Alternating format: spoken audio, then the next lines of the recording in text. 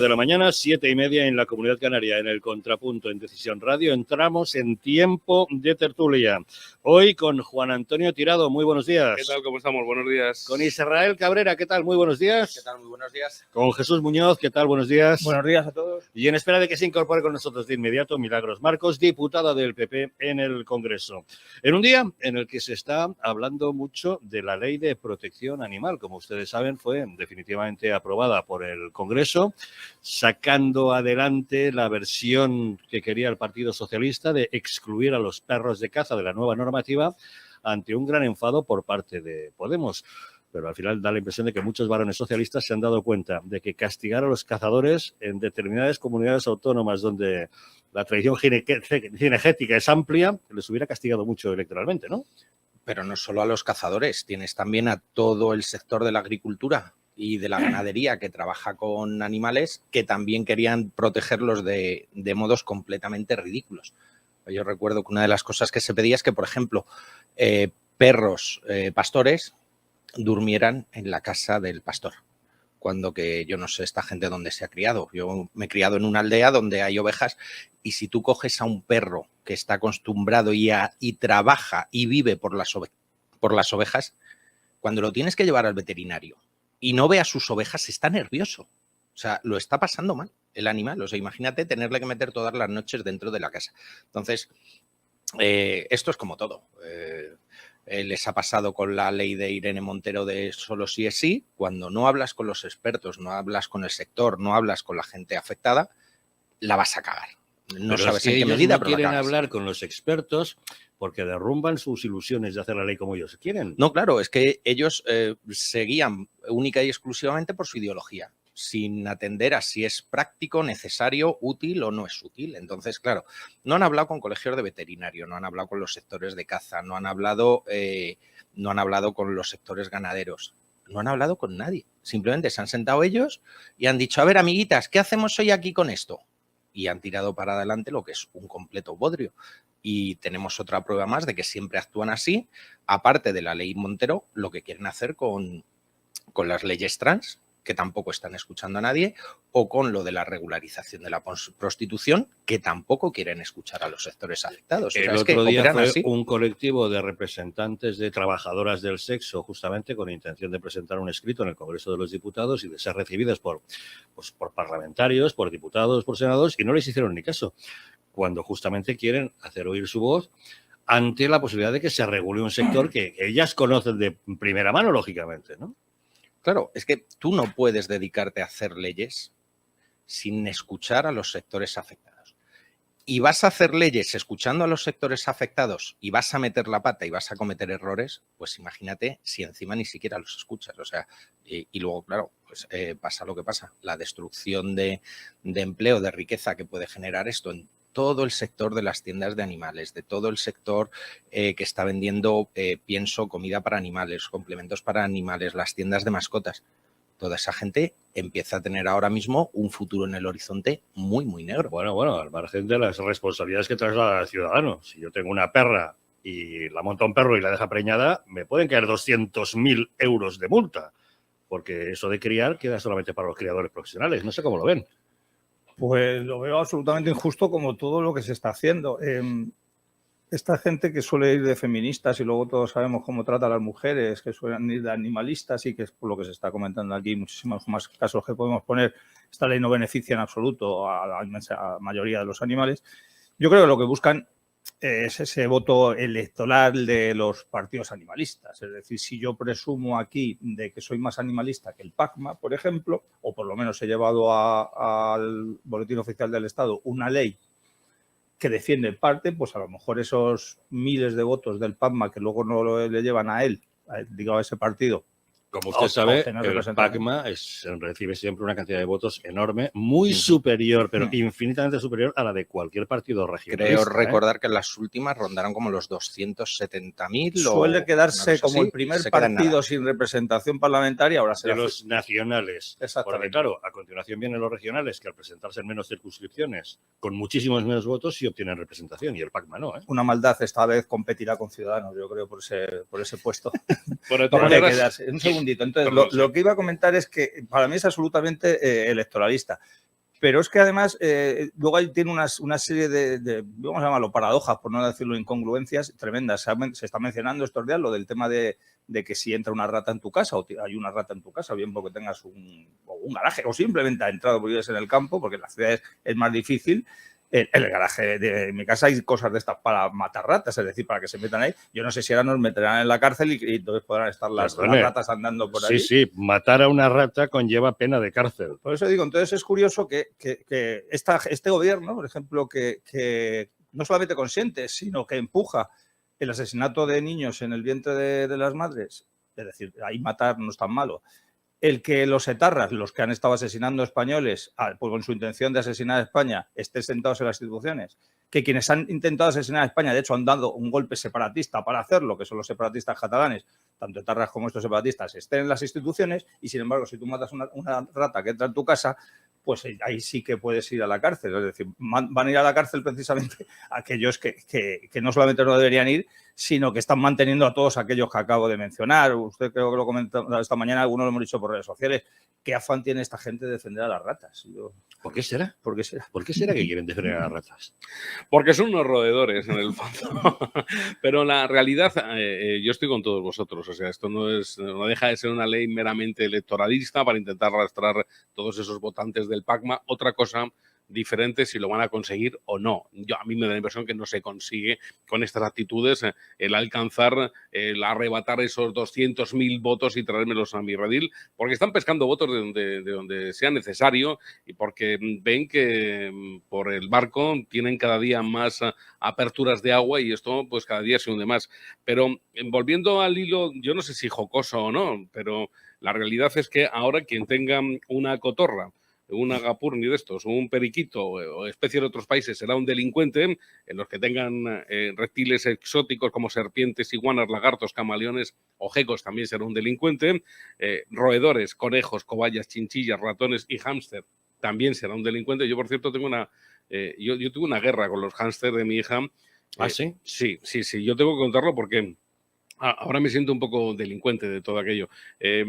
Yo compré 2 hámster a mi hija, ¿no?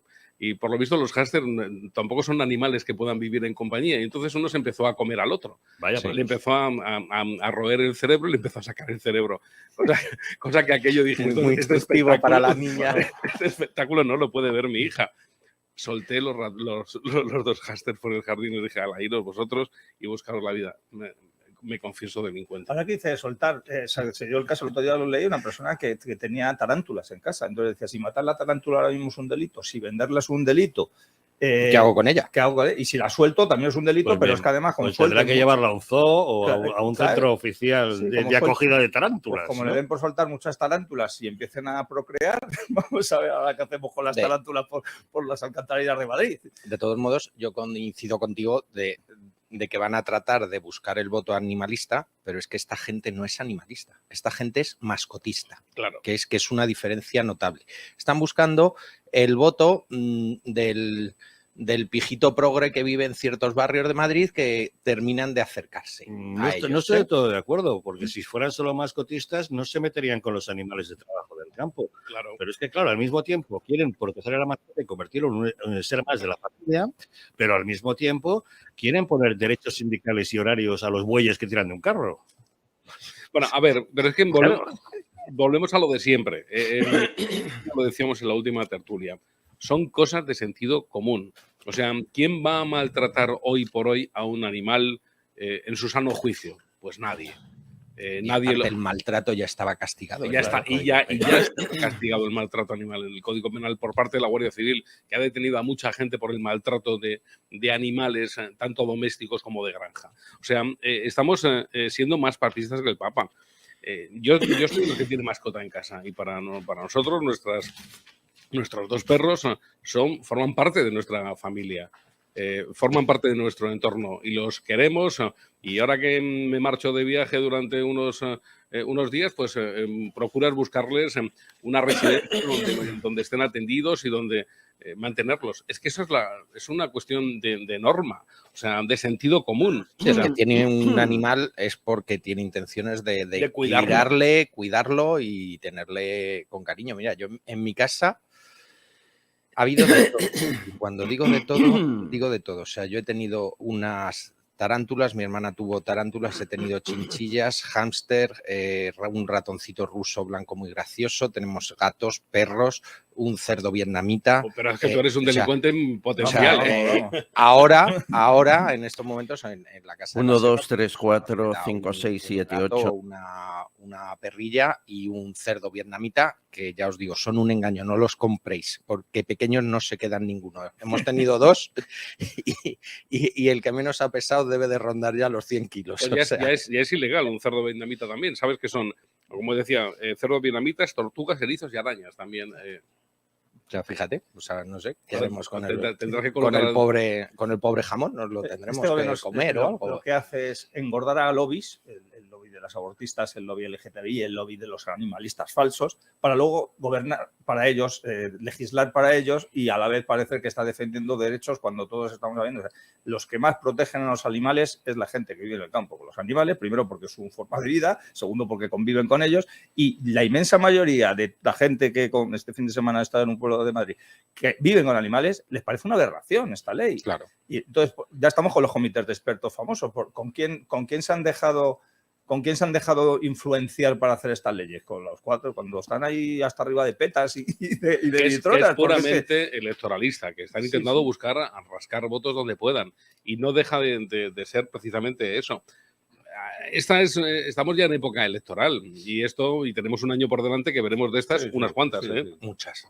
Sí, lo que pasa también este tipo de leyes que yo creo que las está intentando aprobar todavía a distancia de las elecciones para Por si las acaso. que les salgan mal, como el pueblo español tiene memoria de pez, pues y sin embargo las que les salgan bien para ellos, nos las seguirán recordando durante todo este año. O sea, las malas las van a dejar ahí apartaditas, ya nadie se acuerda de ellas, y las buenas, pues cada 2 o 3 semanas os diré que soy el gobierno de la gente y demás. De todos modos, este año tiene una característica de reválida electoral que pasa por 2 comicios. Claro, el 28 de mayo tenemos unas municipales y autonómicas que van a ser, en cierto modo, unas primarias de las generales en las que se podrá testar un poco cómo reacciona el votante de izquierdas ante las decisiones de Pedro Sánchez y a lo mejor castiga a los varones territoriales cuando en realidad las decisiones que han merecido ese castigo proceden de Moncloa, ¿no? Y eso, en fin, no lo sé de qué manera el propio Sánchez lo estará utilizando como un barómetro para calibrar un poco lo que será su posterior campaña a generales, ¿no? Es que el voto es diferente, o sea, no es igual votar al alcalde,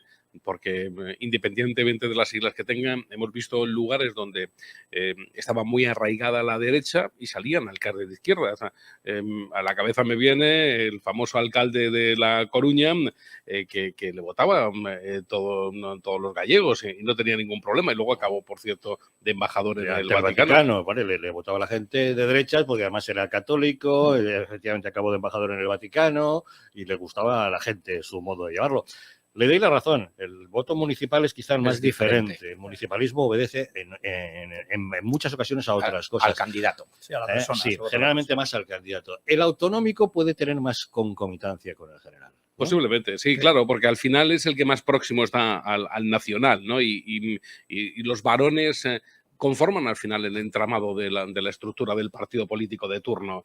Y por eso yo creo que los varones socialistas están atravesando un momento bastante duro para intentar separarse sin quedar mal y viven una situación ahora mismo de desasosiego total. Equilibrios políticos. Sí, Permítanme eso que son paripés. a estas horas, como siempre, conecte con la redacción de Castillón Confidencial para saber cómo se nos presenta el día. Albert Castillón, muy buenos días. Muy buenos días, ¿qué tal, Javier, equipo? ¿Cómo estáis? ¿Cómo va la mañana? Pues aquí una mañana intensa, como son todas, ya lo sabes. Sí, la actualidad política, social, económica y también la de información confidencial no para. Hoy nos vamos a ir a Sevilla a conocer algunos privilegios que tienen 6 de los 8 altos cargos de la Junta de Andalucía, que no como Griñán, que se quedaron en casa, sino los que están cumpliendo penas de prisión de 6-7 años. Están en la cárcel Sevilla 1, todos juntos en un mismo módulo, con jardín, con invernadero, gimnasio, sala de comunicaciones propias. A las 7:30 de la mañana hace el recuento y la mitad ni bajan.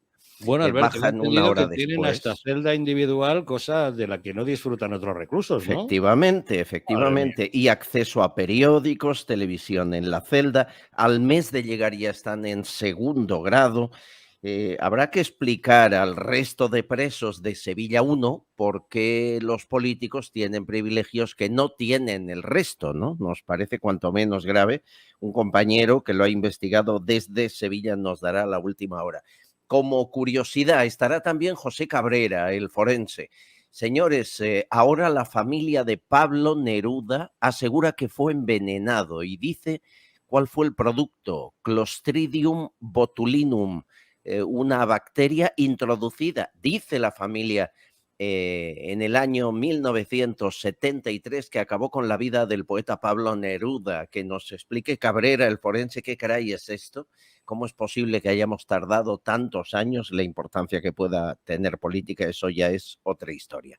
Estaremos también con una mujer que lleva pues 30 años defendiendo la sanidad y atacando las negligencias. Carmen Flores, presidenta de la Asociación de Defensa del Paciente. Tanto hablar de la sanidad, queremos saber cómo están las negligencias. Ella asegura que entre presuntas negligencias e infecciones de quirófanos estamos en unos 40 casos al día en España, un país donde se denuncia mucho, pero se indemniza poco, mucho menos que en el resto de países europeos. ¿Por qué ocurren esas negligencias? Una de las Asunto de cosas... terrible actualidad después de la Hombre, muerte de Emma, de 12 años, claro, en claro, Valencia, ¿eh? claro. Y fíjate, nos dice en la previa que le hemos hecho que a menudo las administraciones prefieren pagar indemnización que no investigar para resolver el problema de origen, ¿no? O sea, que se Qué puede barbaridad. volver a O sea, producir. con dinero se puede pagar una vida, ¿no? Claro, claro. Hoy también actúa el artista de los Trinitarios en Madrid y toda la policía está alerta. Es tremendo llamarlo así. Rocky RD, icono de la banda de los Trinitarios, actúa en Madrid. Policía Nacional ha establecido un amplio dispositivo. Los reservados para verle llegan a 1.500 euros. La última vez que actuó en España acabó con disparos, tiroteo y un muerto. No entiendo yo cómo se permiten estas cosas, pero bueno. Y a la vez, en La Coruña, en una cárcel de La Coruña, lleva 20 años el líder de los Latin Kings, Eric Belastegui. Bien, pues le acaban de volver a detener, aunque está en prisión, porque junto a 14 más seguía dirigiendo la banda desde la cárcel. Esto de las bandas latinas algún día nos tendremos que poner en serio, a ver qué sucede. Y sin duda la investigación de la que seguro habréis hablado de Juan Carlos Campo. Cómo alguien, siendo ministro de Justicia en año y medio, se puede gastar 300.000 euros en viajes y hoteles, todos a Cádiz, donde además tiene 2 casas. Me ha venido a la memoria Carlos Díbar, tú le recordarás, Sí. presidente del Supremo, que ya falleció. Se tuvo que ir a casa, tuvo que dimitir por viajes a Marbella los fines de semana de 15.000 euros. Él por 15.000. Juan Carlos Campo por 300.000. Y te apuesto lo que quieras a que no pasa nada. Ya verás. A que no pasa nada, efectivamente. Ahí queda esa apuesta. No me Ya atrevo verás a cómo seguir. ganamos la apuesta. Ya Claro. verás. Eso es lo grave. Hay doble vara de medir en este país. Depende de quien cometa la barbaridad. Es Cosa muy difícil bastante gastarse. habitual con este Pero, gobierno. Algarra, ni que quisiéramos gastarse 13.000 euros, perdón, 300.000 euros en 300.000. 16 viajes, sale una media de casi 20.000 euros por viaje. ¿En qué te gastas? Bueno, a lo mejor deberían preguntar a Meritxell Batet, ¿no? Que le acompañó en la mayoría de esos viajes. A lo mejor debería preguntarle. Don Albert Castillón, le escuchamos a las 7 de la tarde en Castillón Confidencial. Abrazo fuerte y gracias. Un saludo, hasta luego. Adiós. ¿Por dónde nos habíamos quedado? Estábamos con la Ley de Protección Animal, de Bienestar Animal, aprobada, y estábamos diciendo, efectivamente, estábamos en plena discusión acerca de si el voto era diferente en elecciones municipales que en autonómicas y en generales, y de qué manera podía afectar el hecho de que tengamos unos comicios locales antes de los generales de este mismo año, ¿no? Sí, estoy completamente de acuerdo en que el voto municipal, sobre todo en las pequeñas localidades, es un voto a la persona más que al partido, y de hecho yo conozco localidades en las que el alcalde o bien empezó con un partido y luego se ha pasado a una agrupación independiente o viceversa, y la gente le sigue votando porque el que vota es a la persona. Según va creciendo esa ciudad, pues ya se parece más. Madrid también se vota más al partido que a la persona, por lo menos en los últimos años, porque claro, Madrid es casi, tiene casi tantos habitantes como, casi no, como algunas naciones europeas, por lo tanto, casi se podría ser como las elecciones generales. Aparte que también, dependiendo de la ciudad, el ganar Madrid es muy importante, independientemente de que luego se pierdan otras muchas ciudades que sumaran a lo mejor casi tantos votos o tantas personas censadas en esas ciudades como en Madrid, pero igual que ganar París, en las elecciones municipales francesas y demás. Y luego las autonómicas, por supuesto, que es una declaración de intenciones de lo que puede ser unas elecciones generales, dependiendo de la autonomía también, por supuesto. Las elecciones, ahora mismo, además, como se separa, porque aquí en España todos somos iguales, pero luego nos separan cuando ellos quieren separarnos, en estas elecciones autonómicas todos sabemos que en las autonomías, por así decirlo, que parten el bacalao, Vascongadas, Cataluña, Galicia, Andalucía, además, no se celebran elecciones. Bueno, en Castilla y León tampoco, esto ha sido por un tema técnico porque ha habido elecciones a mitad, ¿no? Con lo cual, estas elecciones autonómicas ya no son elecciones autonómicas en toda España, nunca lo han sido del todo, pero cada vez lo son menos.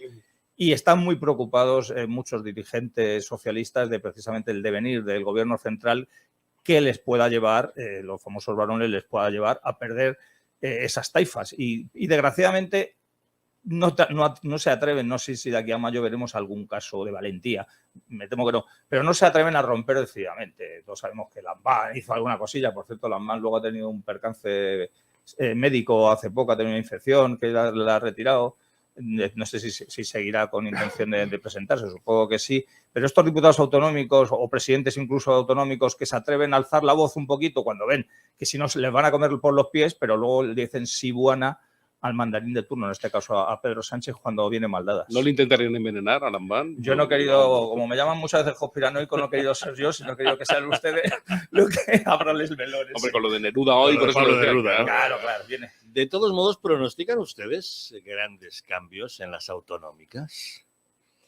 Porque, como muy bien ha indicado don Jesús, hay determinadas comunidades que no entran en este concurso electoral, que son las de un calado político muy determinado, es el caso de Cataluña, País Vasco, Galicia, Andalucía, ¿no?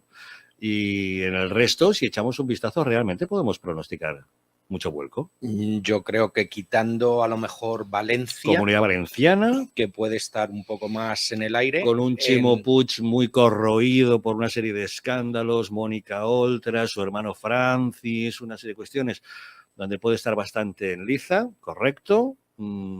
Pero Baleares tal vez. Baleares muy cuestionado, el gobierno de Francina Armengol, pero ¿conoce usted la política balear? Estos pentapartitos, heptapartitos y multipartitos son casi un invento mallorquín. O Canarias, por ejemplo.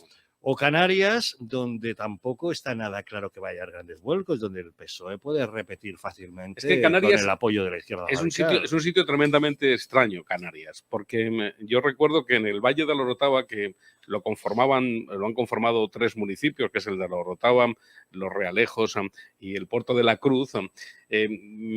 Curiosamente, en uno de los viajes que hice, no es actualmente, pero en uno de los viajes que hice, en un momento determinado, coincidí con los 3 alcaldes, y lo curioso es que en ese Valle de la Orotava, mientras que en el Puerto de la Cruz estaba coaligado Partido Popular con Partido Socialista, curiosísimo, en Los Realejos estaba coaligado Partido Popular con Coalición Canaria, y en el municipio de la Orotava estaba coaligado Partido Socialista con Coalición Canaria, con lo cual en un mismo valle se daban todas las coaliciones posibles habidas y por haber. Entonces dices, se pueden dar vuelcos de alguna manera en lugares como estos, ¿no? Las peculiaridades de la política canaria son curiosas, ¿eh? Sí, nos llevan a un análisis muy pormenorizado. Efectivamente, esas cosas ocurren en el archipiélago. ¿Y en el gobierno autonómico canario? Bueno, al final siempre ha jugado un papel histórico Coalición Canaria como elemento bisagra para favorecer a uno o a otro en función de los momentos, sin tener muy claro cuál es su política, pues más que eso de buscar el beneficio si rasca algo para Canarias y ya está. Sí, de la aritmética electoral de cada momento. Pero en este momento yo creo que no es difícil pensar que siga gobernando el Partido Socialista en Canarias. Tiene mucha pinta, además ha hecho una apuesta fuerte ahí, desplazando a un miembro de su gabinete, Pedro Sánchez. O sea, yo creo que ahí esa es apuesta de Pedro Sánchez. Si cae Canarias para el Partido Socialista, será una derrota de Pedro Sánchez. Yo estoy con don Israel en que quizá Valencia, yo no creo que se produzca en ningún sitio más. Hablo de vuelco. Otra cosa es que en algunas comunidades los gobiernos que estén ahora mismo más o menos fuertes necesiten de otros partidos que hagan que modifiquen un poco sus políticas. Es decir, a lo mejor hay zonas donde el PP puede seguir gobernando, pero ahí Vox haya crecido y entonces a lo mejor tiene que rebajar un poquito la ideología del partido que hasta entonces era dominante.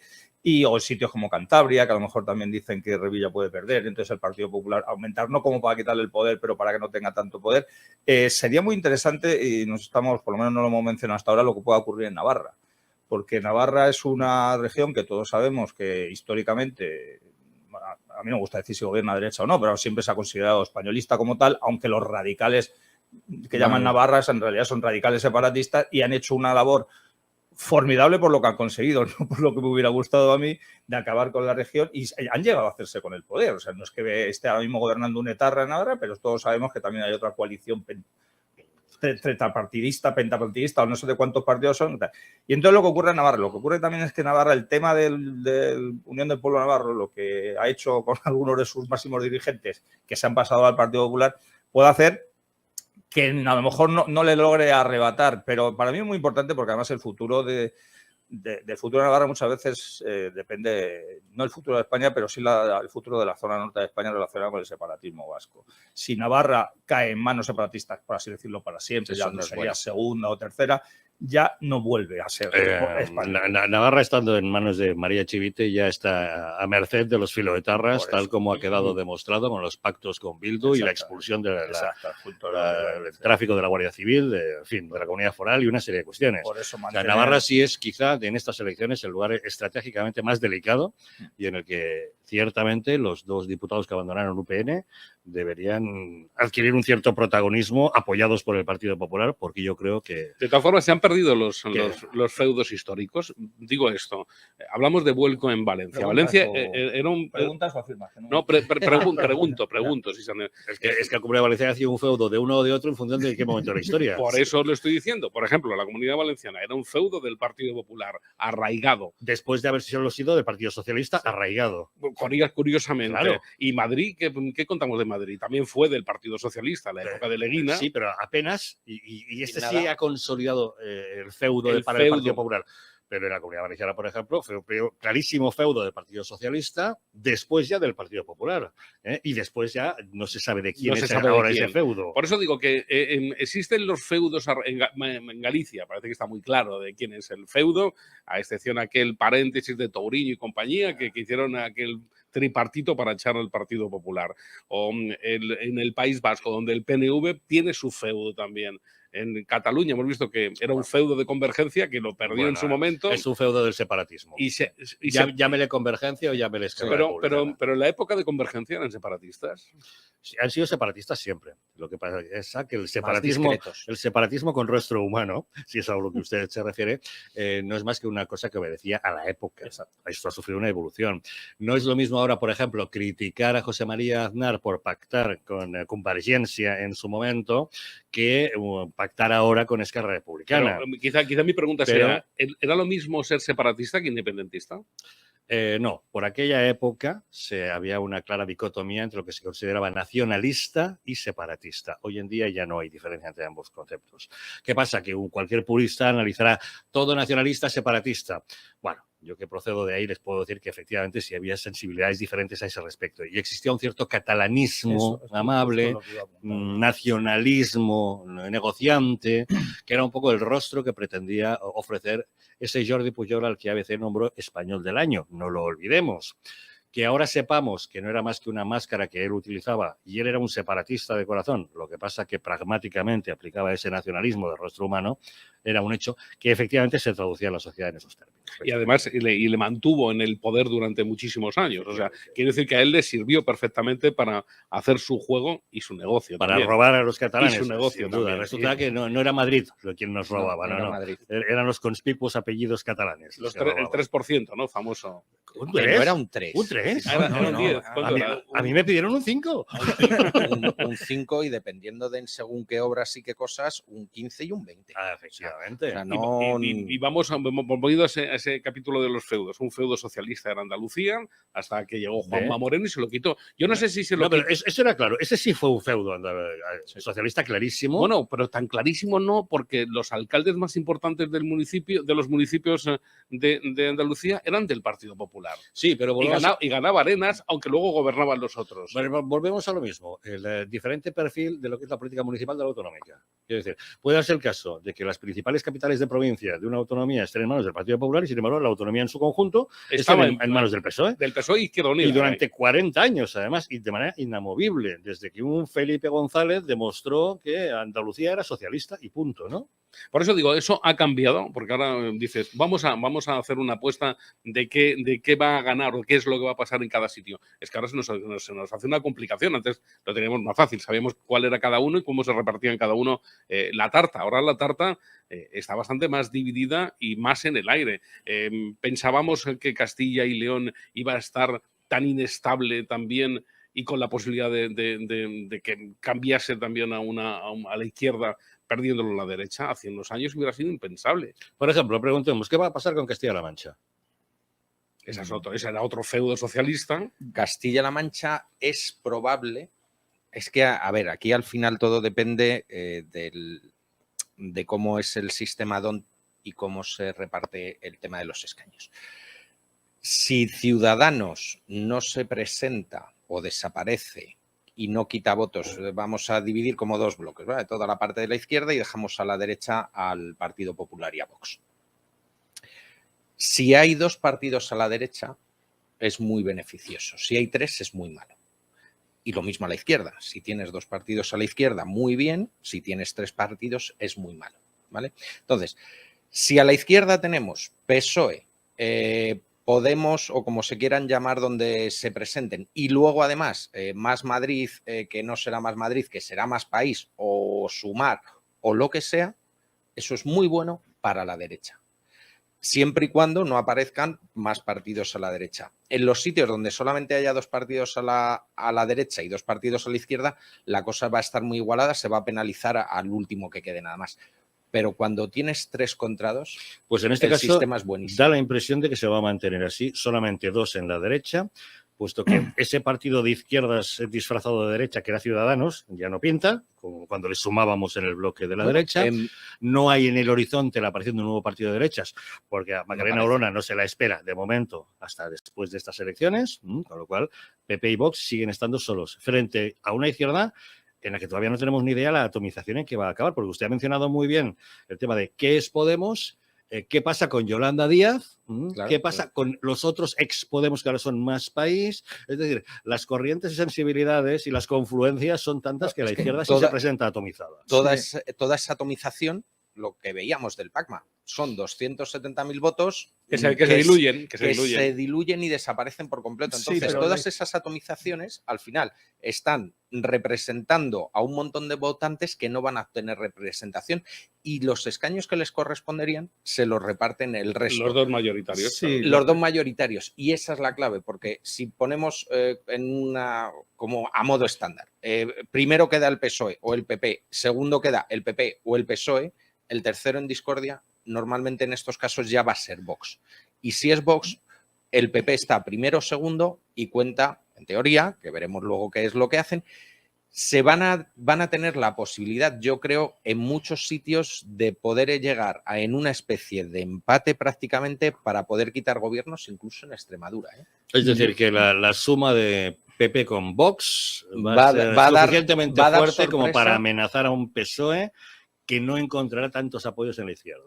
Yo ahí discrepo un poquillo, porque sí que es cierto que en las elecciones generales las provincias con muy pocos diputados a repartir, que normalmente suelen ser 3, está claro que o se lo lleva solo un partido o se lo llevan 2. No es muy raro que haya 1-1-1, casi siempre es 2 y 1. Sí, por lo tanto, provincias con 3 diputados hay 2 o 3 nada más. Bueno, pero con 4 o 5, o sea, te digo, quitando las grandes, en esas provincias, sobre todo de Castilla y León y también en Extremadura hay unas cuantas, pero no son tanto, o sea, no son tan pocos el número. Lo que quiero decir es que en las ciudades de las generales, en las cuales son pocos los diputados a repartir, sí se cumple lo que acaba de decir don Israel. En las autonómicas, como aquí tiramos con pólvora de rey y hay tropecientos diputados en cada una de las autonomías, pues entonces se reparten muchos diputados y entonces es posible que esa miriada de partidos pequeñitos sí que obtengan representación y sean decisivos. Creo que lo comenté la semana pasada. O sea, la izquierda hace siempre una jugada perfecta, es decir, sabe que su electorado, por así decirlo, es o fiel o abstencionista. ¿Qué hace? Busca partidos que aparentemente rompen con los partidos que les han traicionado. Estoy hablando del Más País famoso, que ahora ha roto con Podemos, pero todos sabemos que es igual. Lo posible de Yolanda Díaz, que no creo que llegue para estas elecciones, pero que en su caso también podría romper. En Madrid tenemos el caso de los que son una cisión de una cesión, que son los que han roto incluso con Más Madrid, que se llaman Adelante Madrid o Recupera Madrid, que es como los carmenistas, es que como están, la vida, es como están en el Ayuntamiento de Madrid. A mí me recuerda la película La vida de Brian, cuando están allí en la Disidente.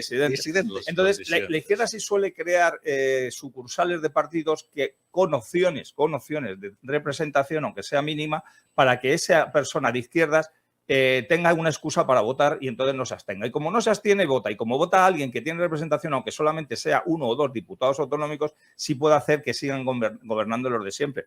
A lo mejor luego me quita la razón lo que estoy comentando, pero yo creo que en Castilla-La Mancha va a seguir gobernando la izquierda. Yo creo que es posible que le cueste, que vaya a tener que tirar de esa extrema izquierda que a lo mejor hasta ahora no era tan necesaria.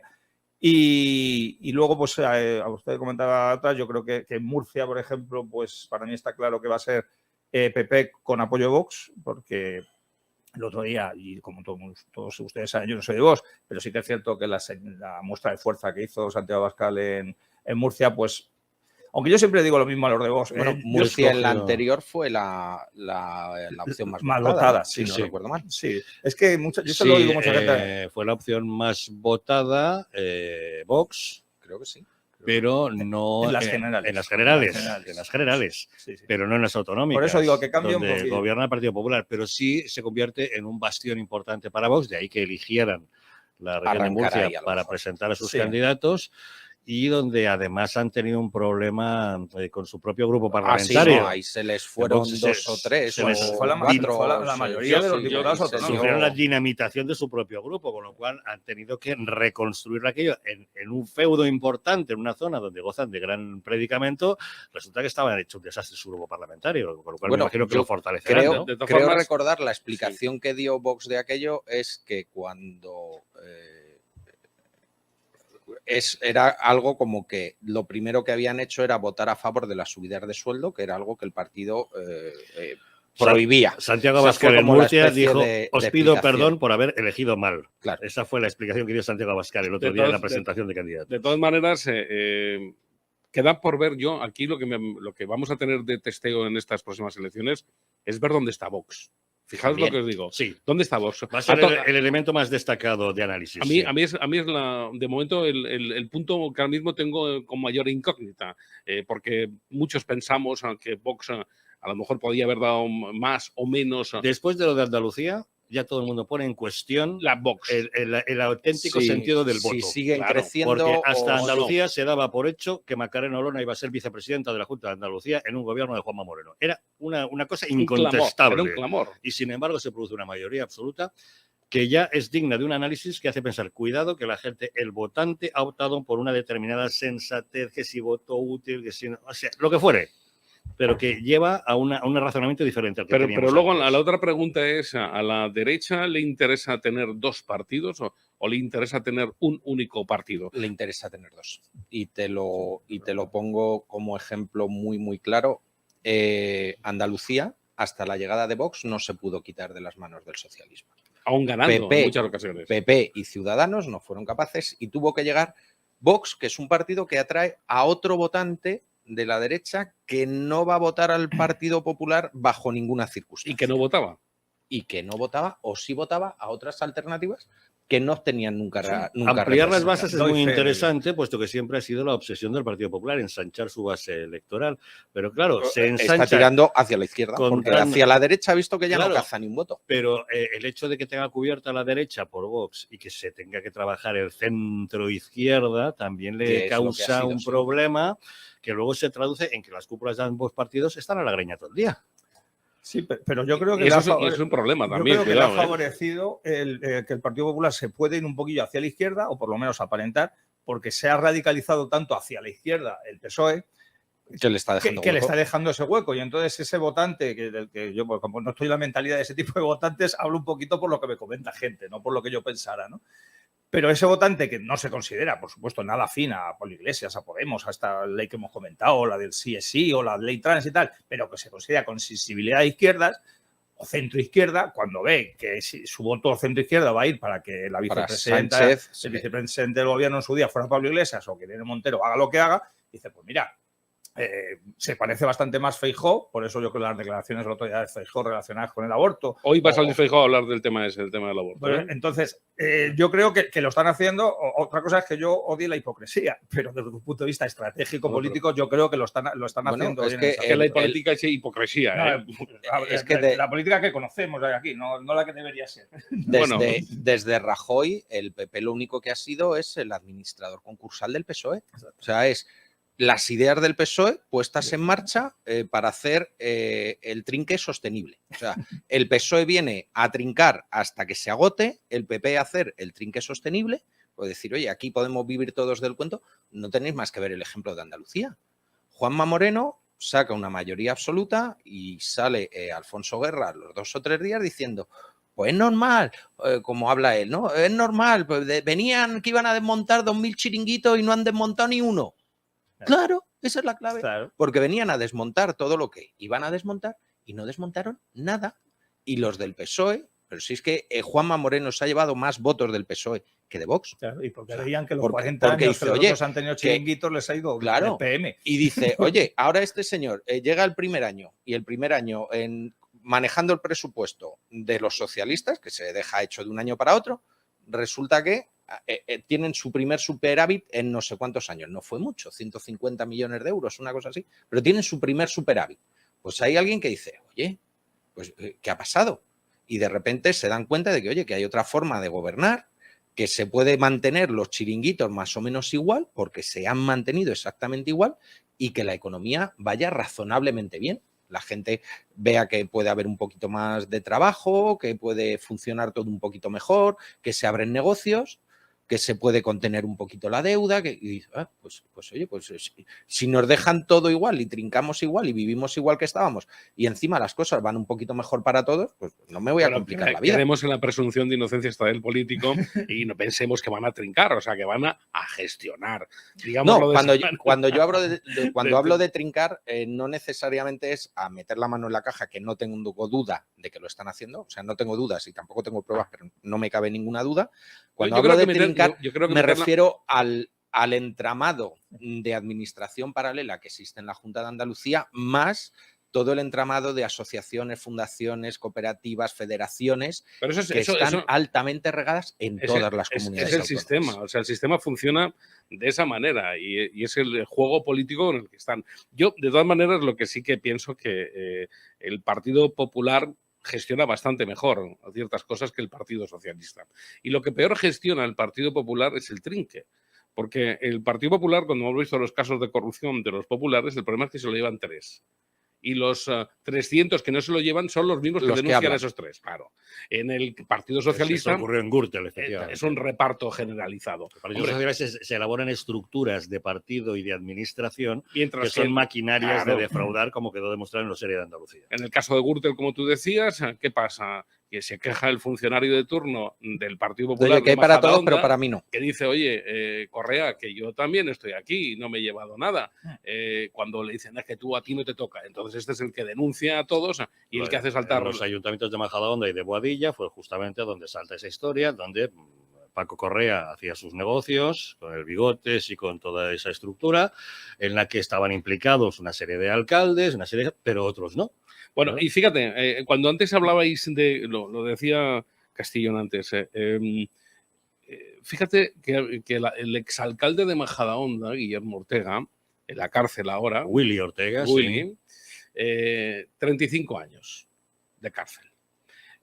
Sinceramente, a mí me parece desproporcionado. Absolutamente desproporcionado. Me parece una vergüenza la justicia de este país. Guillermo Ortega no es un tipo nocivo para la sociedad, para que esté 35 años en la cárcel. Guillermo Ortega, que le inhabiliten, que le hagan pagar, que no... Pero 35 años de cárcel. Vale, pero a Paco Correa, ¿cuántos? 50. Claro. ¿Ah? Cuidado. Vamos a ver, estamos penando más a estos chorizos que a gente que asesina, que mata a personas. Que a violadores. Hemos visto a algún terrorista de ETA que ha cumplido 12 años de cárcel Y ha salido. por 10 asesinatos, Sí. con lo cual le sale a año y poco cada vida humana que ha segado. Cuidado. Y estamos condenados a medio siglo de cárcel a un tipo que ha robado solo dinero, ¿vale? Con perdón, claro que hay que meterle en la cárcel. Pero 35 años. Y encima ahora hemos de escuchar que no es lo mismo un malversador que se lo roba lleva para él. metérselo en el bolsillo que si roba para dárselo a otro para que se lo gaste en cocaína y en burdeles. Cuidado, ¿eh? No, ha tocado usted un tema Sí, muy y importante. Y además está muy... Por no hablar y- de las prisiones preventivas que respecto a ese caso Gürtel también fueron escandalosas. Escandaloso. Por eso digo que cuando no se tiene la misma vara de medir y lo que se intenta es siempre justificar ante la opinión pública situaciones de forma desmedida, que quizá han sido cabezas de turco para evitar que otros lo hagan. A lo mejor. Me parece un tema muy interesante que vamos a retomar de inmediato. Antes, si les parece, abrimos nuestro expediente de expulsión, como todos los días a esta hora, para conocer el comentario que nos acerca don Alfredo Urdazi. Muy buenos días. Buenos días, Javier. Buenos días, oyentes del Contrapunto. Desde que le nombraron portavoz parlamentario, cada vez que España cruza por una zona de turbulencias, en cada ocasión que se presenta un asunto relevante, me pregunto qué pensará Patxi López sobre esta materia y mi desazón crece en la medida en que López tarda en emitir su veredicto.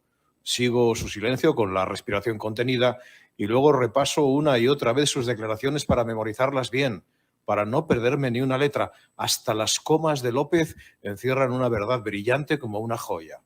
Ya demostró cuando fuera presidente del Congreso, recuerdan, que para serlo no hace falta conocer el reglamento, solo manejar el mazo de madera con la precisión de un aizkolari. Metidos en la tormenta de la ley de Sánchez que suelta violadores, Patxi dijo con rotundidad que a los jueces había que darles un toque. El toque podía ser una colleja, un castigo sadomasoquista o una temporada en el correccional para que aprendan a aplicar el derecho como dicta Patxi, que no pasó de primero de ingeniería, pero tiene puesto de mando. Su última intervención sobre la ley que nos ocupa ha sido todavía más deslumbrante. Dice López que hay que cambiar la ley con urgencia, con mucha prisa y sin pensarlo más, porque hay que parar los efectos de esta ley que han provocado el escándalo y la alarma social. Es decir, apunta Patxi, que si cambiáramos la ley esta misma mañana, ¿qué digo esta misma mañana? A esta misma hora, los efectos se detendrían y sería como el milagro aquel en el que Moisés consiguió separar las aguas del mar para que el pueblo atravesara el desierto marino antes de que el agua se tragara a los ejércitos del faraón. Así, nuestro Patxi piensa, bueno, no piensa, Patxi solo imagina que cambiar la ley anula los efectos de haberla aprobado. Pido por favor a alguien del Departamento de Comunicación de su grupo parlamentario que le escriba 4 líneas de madrugada para que por las mañanas no tengamos que soportar estos espectáculos de ignorancia supina, de desconocimiento absoluto del derecho y de sus normas. López es un mal ejemplo para quienes se dejan las pestañas estudiando derecho civil, romano o procesal. A veces pienso que haberle nombrado portavoz del grupo parlamentario es la venganza de Sánchez por haberle disputado la Secretaría General. Lo ha puesto en un lugar bien visible y le ha pedido que hable cada mañana para que cada día se ahorque un poco más con la soga de su propia dialéctica, para que España sepa cada día quién le disputó al psicópata el poder del partido. No hay otra explicación, oyentes, no puede haberla. Qué razón tiene usted, don Alfredo. Muchísimas gracias. Bueno, si les parece, luego hablamos de Patxi López, si les apetece, porque creo que ha estado muy acertado el comentario de don Alfredo. Pero, en fin, el señor Tirado nos había planteado aquí un debate creo que muy interesante acerca de ese poco equilibrio que hay en las penas que se imponen en España en función de determinados delitos, cuando creo que coincidiríamos todos en que matar a una persona será siempre más grave que robar un bien una cantidad de dinero, ¿no? Y que sin embargo parece ser que los castigos son muy desproporcionados en ese sentido. 570 años de cárcel, suman todos. Sí. 570 años de sí, cárcel. perdón, es que todo el caso Gürtel. quería una pequeña postilla sobre el tema del clientelismo, que ha venido hilado con esto luego de ese clientelismo lleva a la corrupción y esa corrupción lleva a la cárcel, esa cárcel lleva a las condenas. Es que el clientelismo que antes comentaba en Israel, de que por ejemplo en Andalucía, bueno, pues la inmensa mayoría de la gente ha visto que podía seguir confiando en la administración, independientemente de que haya cambiado de color político, porque ¿qué hay de lo mío? Pues de lo tuyo sigue habiendo esto. Es un poquito como lo que pasa en los bares. Un bar cambia de dueños, pero no cambia la ubicación, no cambia el nombre, la gente sigue yendo a ese bar. Luego hay algunos que le puede gustar más o menos, pero la inmensa mayoría se quedan con ellos. Pues la inmensa mayoría de las personas que viven en la España actual, pues dicen, mira, si aquí me siguen permitiendo o bien trincar o con una pequeña comisión yo obtener lo que quiero, me da igual que gobierne Juanito que Pepito, ¿no? Y desgraciadamente, porque es muy triste, esa es la situación del sistema político actual español y que hemos asumido ya casi como irreparable. Y enlazando con el tema de las penas, las condenas en España, yo creo que los códigos penales, no estas aberraciones que están generando ahora, digo en líneas generales, estaban bien conducidas. Incluso la pena que se aplicaba para cada uno de los delitos. Lo que ocurre es que luego es que todos sabemos que dependiendo quién cometa el delito, el sistema va a ser más benévolo. Y digo el sistema, no solo el gobierno de turno, el sistema va a ser más benévolo con él o va a ser mucho más severo con él. Todos sabemos aquí, ha mencionado don Javier el tema de los etarras, que se les metía 2.000, 3.000 años de cárcel. El que más se iba a cumplir 30 años y por lo tanto con esa máxima de 30 años era con la que luego se estipulaban todo tipo de reducciones, buen comportamiento, un curso, etc. Y efectivamente, y como el caso, ustedes saben, tengo mucha relación con víctimas de terrorismo, asesinos como los del famoso, entre comillas, a mí no me gusta llamarle Comando Madrid, pero así se le conocía porque Comando le da una categoría de militar que por supuesto no tenían, ¿no? El de Juana Chaos y compañía, pues habían matado a decenas de personas y sin embargo pues pasaron aproximadamente 1 año de cárcel por cada uno. Y eso lo hemos asumido, y es desgraciadamente, por eso decía que me da mucha pena, hemos asumido como algo lógico. Hay gente que decía, bueno, pero es que ya lleva 15 años de cárcel. Bueno, pues díselo a las 15 familias o 16 que haya asesinado, dile cuánto tiempo llevan sin ver a su familiar asesinado. Y más cuando sabiendo que este tipo de gente, cuando termina de cumplir esa pena, esa ridícula pena con relación al daño que han hecho, pues no solamente van a ser unos ciudadanos ejemplares, sino que en su inmensa mayoría de ellos nos enteramos de que van al Parlamento para intentar romper España cuando no lo han podido romper con las armas en la mano, etcétera, etcétera. Y no me quiero centrar solo en el tema del terrorismo, pero estamos acostumbrados. Entonces, los casos de corrupción a mí me parece muy bien que se paguen con dureza porque el robar el dinero que es de todos es muy grave. El encima utilizarlo muchas veces en vez del bien común, es decir, si vas robando por un lado, pero a la vez estás creando buenas infraestructuras, pues hasta podría ser no permisivo, pero decir, bueno, su función la ha hecho relativamente si no fuera por esto, ¿no? En muchos casos ha sido al revés, abandonar al pueblo, al ciudadano, para llenarse los bolsillos. Pero claro, meterle 30 años de cárcel a un tío que ha robado, cuando estamos viendo, no solamente que se despenalizan delitos, sedición, aborto, etcétera, sino que incluso los delitos que todavía se conservan como delitos salen a la calle, pues me parece aberrante. Lo que ocurre es que, no sé si luego dará tiempo para hablar de lo que está pasando con el tema de Junqueras y compañía y tal. Por supuesto que sí. Pero es que yo cada vez estoy más convencido de que esto más que un Estado de Derecho es un Estado de desecho. No, y además un detalle, el tratado de la Carta esta de Derechos de la Unión Europea, en su artículo 49, viene un parrafito que dice la proporcionalidad de las penas. Yo no sé por qué a nadie no se le ocurre coger y recurrir ciertas cosas. Por ejemplo, esto de la ley animal, de decir, oiga, que no tiene sentido que matar una rata sean 18 meses, sí, sean 18 meses y hacer no sé qué, sean o menos o más o lo que corresponda, ¿no? Entonces, ahí habría que verlo. Sobre el tema del clientelismo, para que os hagáis un poco a la idea de cómo es la estructura. España, aparte de el Estado, Administración General, las comunidades autónomas, las diputaciones provinciales, los ayuntamientos. Que fijaros ahí la de gente que se puede colocar. Además de todo eso, en algunos sitios cabildos. Diputaciones provinciales y cabildos, efectivamente. Sí. Además de todo eso, España, entre organismos autónomos comerciales, fundaciones, agencias, consorcios, suma 10.300 entes más en toda España pertenecientes a cualquiera de estas 3 grandes ramas de la administración. 10.300 entes. Imaginaros simplemente a 10 o 20 colocados a dedo. ¿Cuánta gente estamos manteniendo? ¿Eso es en ese prevaricación? sentido? No, no, porque en el momento en que el ente le dan una supuesta utilidad, agencia, observatorio, Instituto de la Y Mujer. cuanto más ¿Eso largo es prevaricación? pongas el nombre, mejor, muchas veces. ¿Es prevaricación tener un Instituto de la Mujer o un Instituto de la Juventud o un Una embajada, consejo, una embajada de Cataluña o una embajada en Nueva York? Cataluña? Efectivamente. Y ya no solo las embajadas en Cataluña, que son una parte chiquitita, es que Cataluña, además de eso, tiene una cosa que es, no recuerdo el nombre, es en catalán, es como el centro de la lengua catalana o algo así, que también tiene un montón de sedes repartidas con otro montón de El gente colocada para Institut hacer lo de mismo. Estudis Catalans Puede ser. es lo que sería Claro. el Instituto Cervantes para el Eso español, es el es su Instituto de Estudis equivalente. Catalans, que tiene Claro. también representación en el extranjero. En el Instituto Cervantes, ahora un podemita que ya no anda por ahí, le acaban de nombrar para el Instituto Cervantes de no sé dónde. Ahora, lo leí ayer o antes de ayer. Entonces, para eso sirve.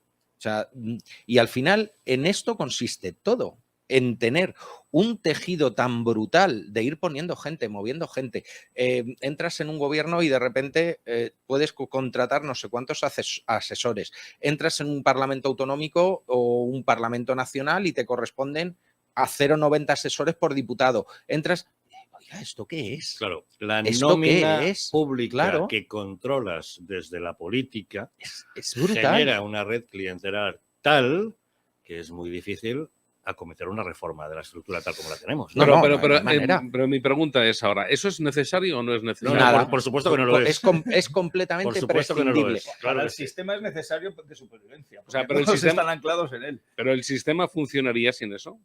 Sí, perfectamente. Lo que pasa es que este sistema se ha basado en Perfectamente, quiero decir, no, a ver, vamos a ver, no somos tampoco más papistas que el Papa. Imagino que habrá cosas que sean prescindibles, pero otras cosas que sean imprescindibles. Creo que cuando alguien llega al poder, que se pueda reunir o que se pueda arropar con su equipo, me parece normal.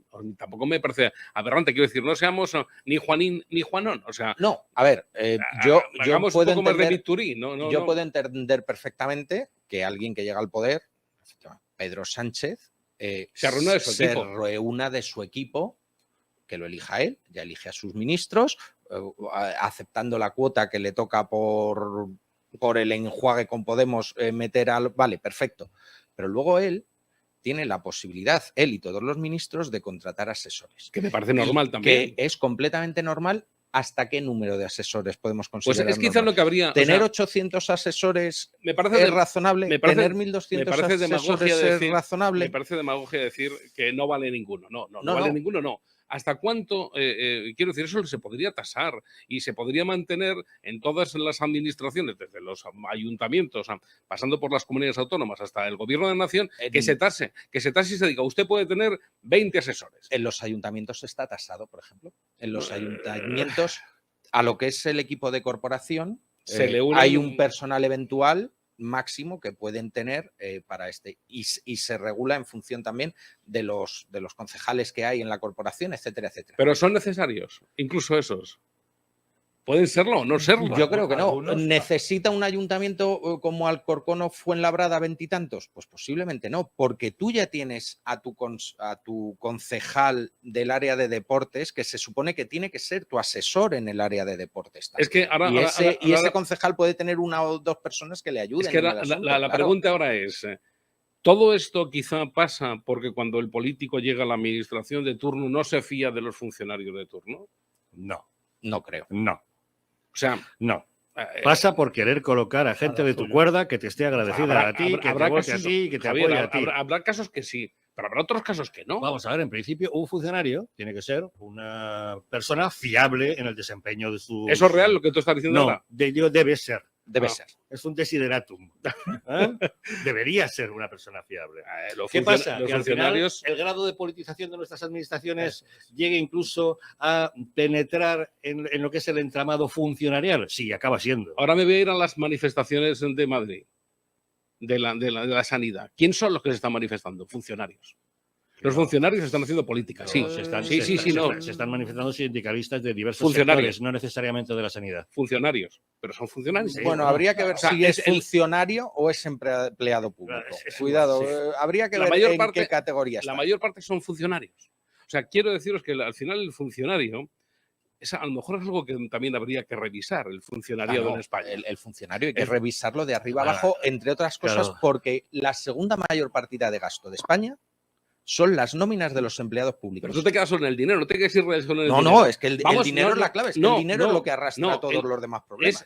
Bueno, vamos a ver. Don Israel hizo un cuadro hace mucho tiempo, Bueno, lo voy actualizando cada cuatro, hace mucho tiempo, tres meses. que va actualizando, que viene a demostrar que solamente un tercio de todo nuestro país es Sector generación productivo. privado, generación de producto privado, un productivo, de empresa privada, y que todo el resto, los otros 2/3, son sueldos públicos. Es decir, desde funcionarios a salarios públicos, a entidades A de cualquier pensiones, tipo, etcétera, pensiones, etcétera. clases pasivas, estudiantes, en fin. Gente que cobra un dinero o que percibe o que vive.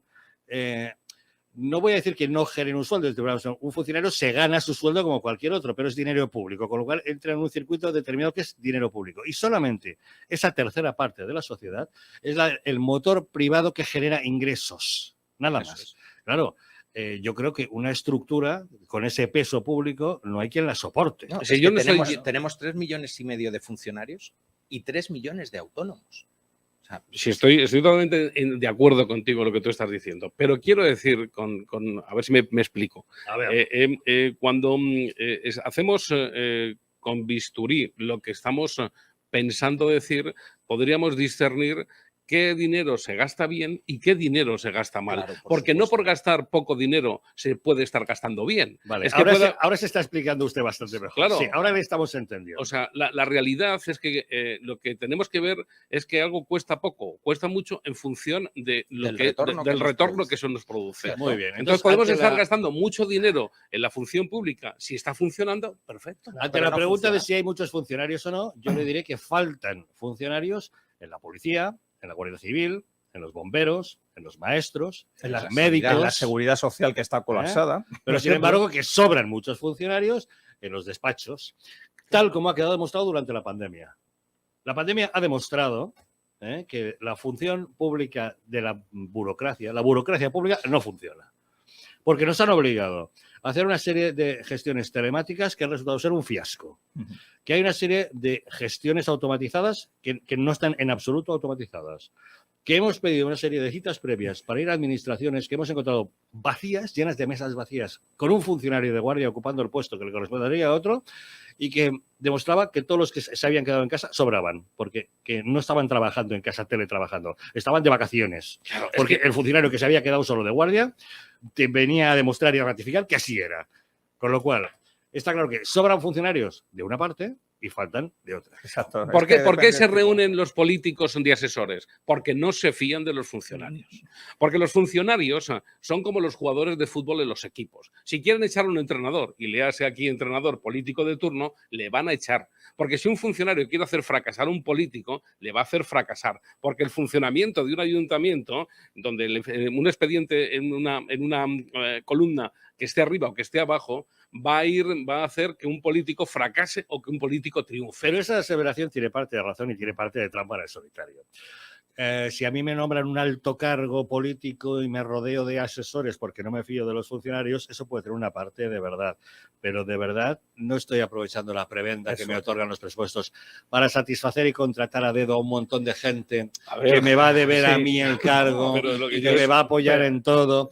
Porque Sí, luego a la hora de verdad, yo veo a los políticos que están legislando y de verdad han escuchado a algún asesor para hacer la barbaridad de leyes que nos están haciendo. Claro. claro. Eso me demuestra que los asesores son una banda de inútiles que tienen ahí contratados a pan y cuchillo, cobrando un sueldazo que les pagamos nosotros y que no hacen su trabajo.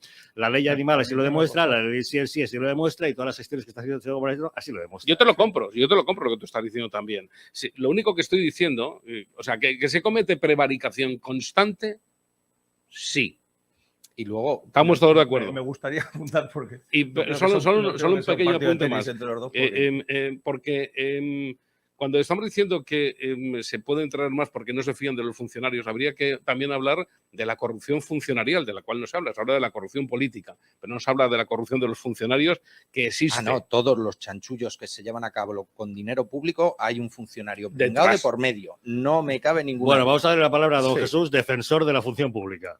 Bueno, no es que fuera a defenderla, lo que sí que es cierto es que si la función pública funciona, porque además su nombre lo dice todo, luego muchas veces... Ha hablado en condicional. Sí, la función pública funciona. Sí, es un condicional. Vale, sigue. Por supuesto. Entonces, a otra serie de cosas no tendrían que funcionar. Vale. ¿Cuánto ha sido el número de entes, don Israel, que ha comentado usted? Casi 10.300. Vale, casi 10.300. Pero 10.300, usted ha hecho un producto lógico de, vamos a poner 10 personas por ente, algunos tendrán mucho más o menos.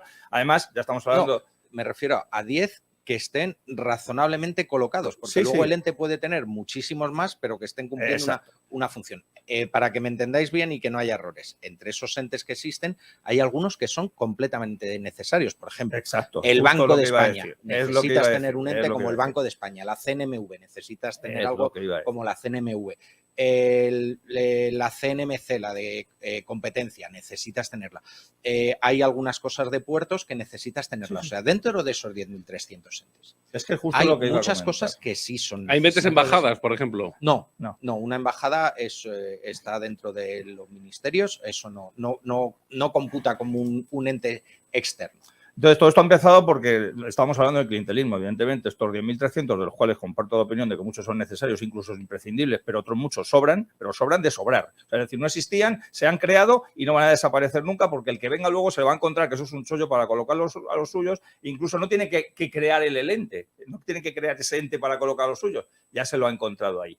Esos 10.300, 10 personas cada uno serían 100.000, multiplicamos por la familia de cada uno, pues es lógico que haya un mínimo de 400.000 personas que les convenga que siga adelante el gobierno de turno y que luego cuando cambia también les conviene que siga el gobierno que les ha mantenido. Por eso es absolutamente el clientelismo está anclado en este sistema. Y luego también había que hablar del tema de los asesores. Estoy de acuerdo en que, de que son necesarios, pero también de que hay que poner un límite. O sea, si un gobierno o un X alcalde, presidente de comunidad autónoma, tiene 20 asesores y luego llega otro, tiene 40, una de dos, o demuestra que sus 40 son muy torpes, que no saben hacer lo que hacía el otro con 20, o que esos 20 serán maravillosos, entonces ¿por qué coño los has cambiado? O sea, si han necesitado cambiar asesores. Pero es que luego también hay otra cosa que son los chiringuitos, que a lo mejor no van incluidos en lo que usted denominaba como entes. Y esos chiringuitos... No están, ¿verdad? Claro. Y esos chiringuitos son todas las asociaciones es a lo que iba. Que son todas las asociaciones feministas de ayuda que reciben subvenciones. La subvención no lo mete. Que reciben subvenciones. Esas van pero aparte. También, solo en Andalucía había más de 2.000 organizaciones de mujeres. Pero eso es solo lo en Andalucía, entonces que no están ahí. Como decíamos antes con el tema de los analistas, se crea una serie de lobbies, se les hace engordar para que ante la sociedad se le pinta de que a ese lobby hay que apoyarlo. Claro. Y hay que crear chiringuitos para que le apoyen. Y por supuesto voy a poner no solo a la cabeza de ese chiringuito, sino trabajando, desde barriendo hasta pasando haciendo las fotocopias a gente mía. Y a esa gente, muchos de ellos tienen el descaro de llamarlos ONGs. Cuando son OSIGs, porque dependen de los presupuestos generales del Estado. Cuando de vez en cuando alguien, yo ya he dejado de hacerlo hace tiempo, pero alguien me pasaba unos apuntes de cuando salía en el boletín oficial del Estado los presupuestos para las ONG, aparte de que con los nombres te despistotabas, pues no voy a decir ninguno porque me voy a equivocar ahora, pero eran nombres a lo mejor de 3 líneas dentro de Asociación para la Defensa de los 200.000 euros. Y luego, ¿cuántas personas había detrás de eso? ¿Qué necesidad había de crear eso? ¿Cuántos españoles hay, y no es demagogia, pasando necesidades mientras todos los que estén colocados en ese ente, aunque no entre dentro de los 10.300 que decían en Israel? Entonces, eso, desgraciadamente, también lo hemos asumido como algo ya impepinable. Entonces, por supuesto que hay que rebajar el número de asesores, por supuesto que hay que hacer que los funcionarios sean, como decía don Javier, colocados en la función necesaria, no en la innecesaria. Pero es que también aquí estamos tirando con pólvora del rey, dando de comer a gente que no solamente no es que merezca que le demos de comer, es que muchas veces están trabajando en contra de la nación española y en contra del pueblo español. Sí, yo estoy de acuerdo contigo en Israel, que seguramente sobrarán muchas cosas. Convencidísimo. Otras que, como bien también apuntas, son impepinables y que tendrían que estar o tienen que estar dentro de los organigramas de las administraciones públicas. Pero donde yo iba a parar es que aquí o empiezas de cero y reinicias, o es imposible. Efectivamente. Pues O sea, imposible. O sea, correcto. no se puede cambiar ni al funcionario, como decía Javier, ni su función, ni su forma de trabajar. Es imposible cambiarlo. Es imposible cambiar lo que estamos comentando, porque al final solo tenemos 4 años de gobierno. Cuando alguien llega a una administración pública por primera vez y aterriza, tarda posiblemente 2 años en enterarse de qué va la historia. Si es Y la cuando, primera vez es y, posible. y cuando ya se quiere empezar a dar cuenta, se le ha acabado la legislatura. Y sobre todo, Y entonces- si tú en lugar de rodearte de los funcionarios que están ahí trabajando, que te pueden explicar mejor cómo va todo, Pero te fías de te ellos. traes a los tuyos. Pero te fías de ellos. Es que no se Pero- fían, mira, no se fían ni de los interventores en los ayuntamientos, no se fían los Pues a lo alcaldes. mejor lo que habría que hacer es incidir en ese problema. Es decir, ¿de qué manera podemos garantizar que la función pública esté en manos de unos funcionarios que hacen bien su trabajo? Apolíticos. Claro. Necesitamos que no se metan en política los funcionarios. Vale, pero toda persona, en su individualidad, tiene derecho a tener una ideología política. Pero no en su trabajo. Igual que en su trabajo se le exige a un cirujano que deje su ideología fuera del quirófano y que opere a una persona que no opina ideológicamente lo mismo que él, ¿verdad? ¿Verdad? Pues que un funcionario haga su trabajo prescindiendo de cual sea su ideología política. Pero para eso deberían existir una serie de controles Y que de de normas. verdad funcionan. Claro. Como por ejemplo, usted estaba a punto de hablar de los interventores en los ayuntamientos. Resulta que son la piedra en el zapato de todos los alcaldes. De todos. Resulta que cualquier alcalde quiere tomar una decisión, sacar adelante una iniciativa y se encuentra con un interventor que parece que le odie personalmente y No, que le quiera arruinar la vida. Pero al final, a ver, yo me he encontrado, yo he trabajado para la administración local, yo me he encontrado interventores muy buenos, interventores completamente vergonzosos y sectarios, y me he encontrado lo que sucede cuando los interventores llevan, por ejemplo, desde 2007 poniendo en el informe de intervención de la cuenta del municipio, se están pagando mal los trienios a los funcionarios. Y lo pone ya en negrita. Y lleva desde 2007 haciendo esa anotación y la corporación, como no ha cambiado, sigue en manos del mismo, siguen haciendo lo que les viene en gana. Entonces los interventores tienen mucho poder, pero están acogidos a una legislación muy, muy estricta, es decir, Perfecto. Esto se puede hacer, esto no se puede hacer, este artículo permite hacer esto, usted no puede transferir fondos desde esta concejalía a esta otra, usted no puede hacer esta modificación de crédito, usted no puede empezar a gastarse para construir el polideportivo si previamente no ha recibido los fondos que le iba a dar la Don Comunidad Israel, de Madrid. esto está muy bien y esa debe ser la función de un interventor y me parece correcto que así lo haga. Y así suelen ser. Lo que no entiendo es que cualquier alcalde que tiene un presupuesto no se atreva a gastarlo porque los interventores miran para atrás y dicen, oh, tú verás, y cualquier cosa es susceptible de que luego les acusen de cualquier delito que hayan podido cometer. Es que lo que hay que exigirle al interventor es la colaboración con el político para sacar cosas adelante para los vecinos del municipio. Es decir, lo que sea ilegal, muy bien, que se pare.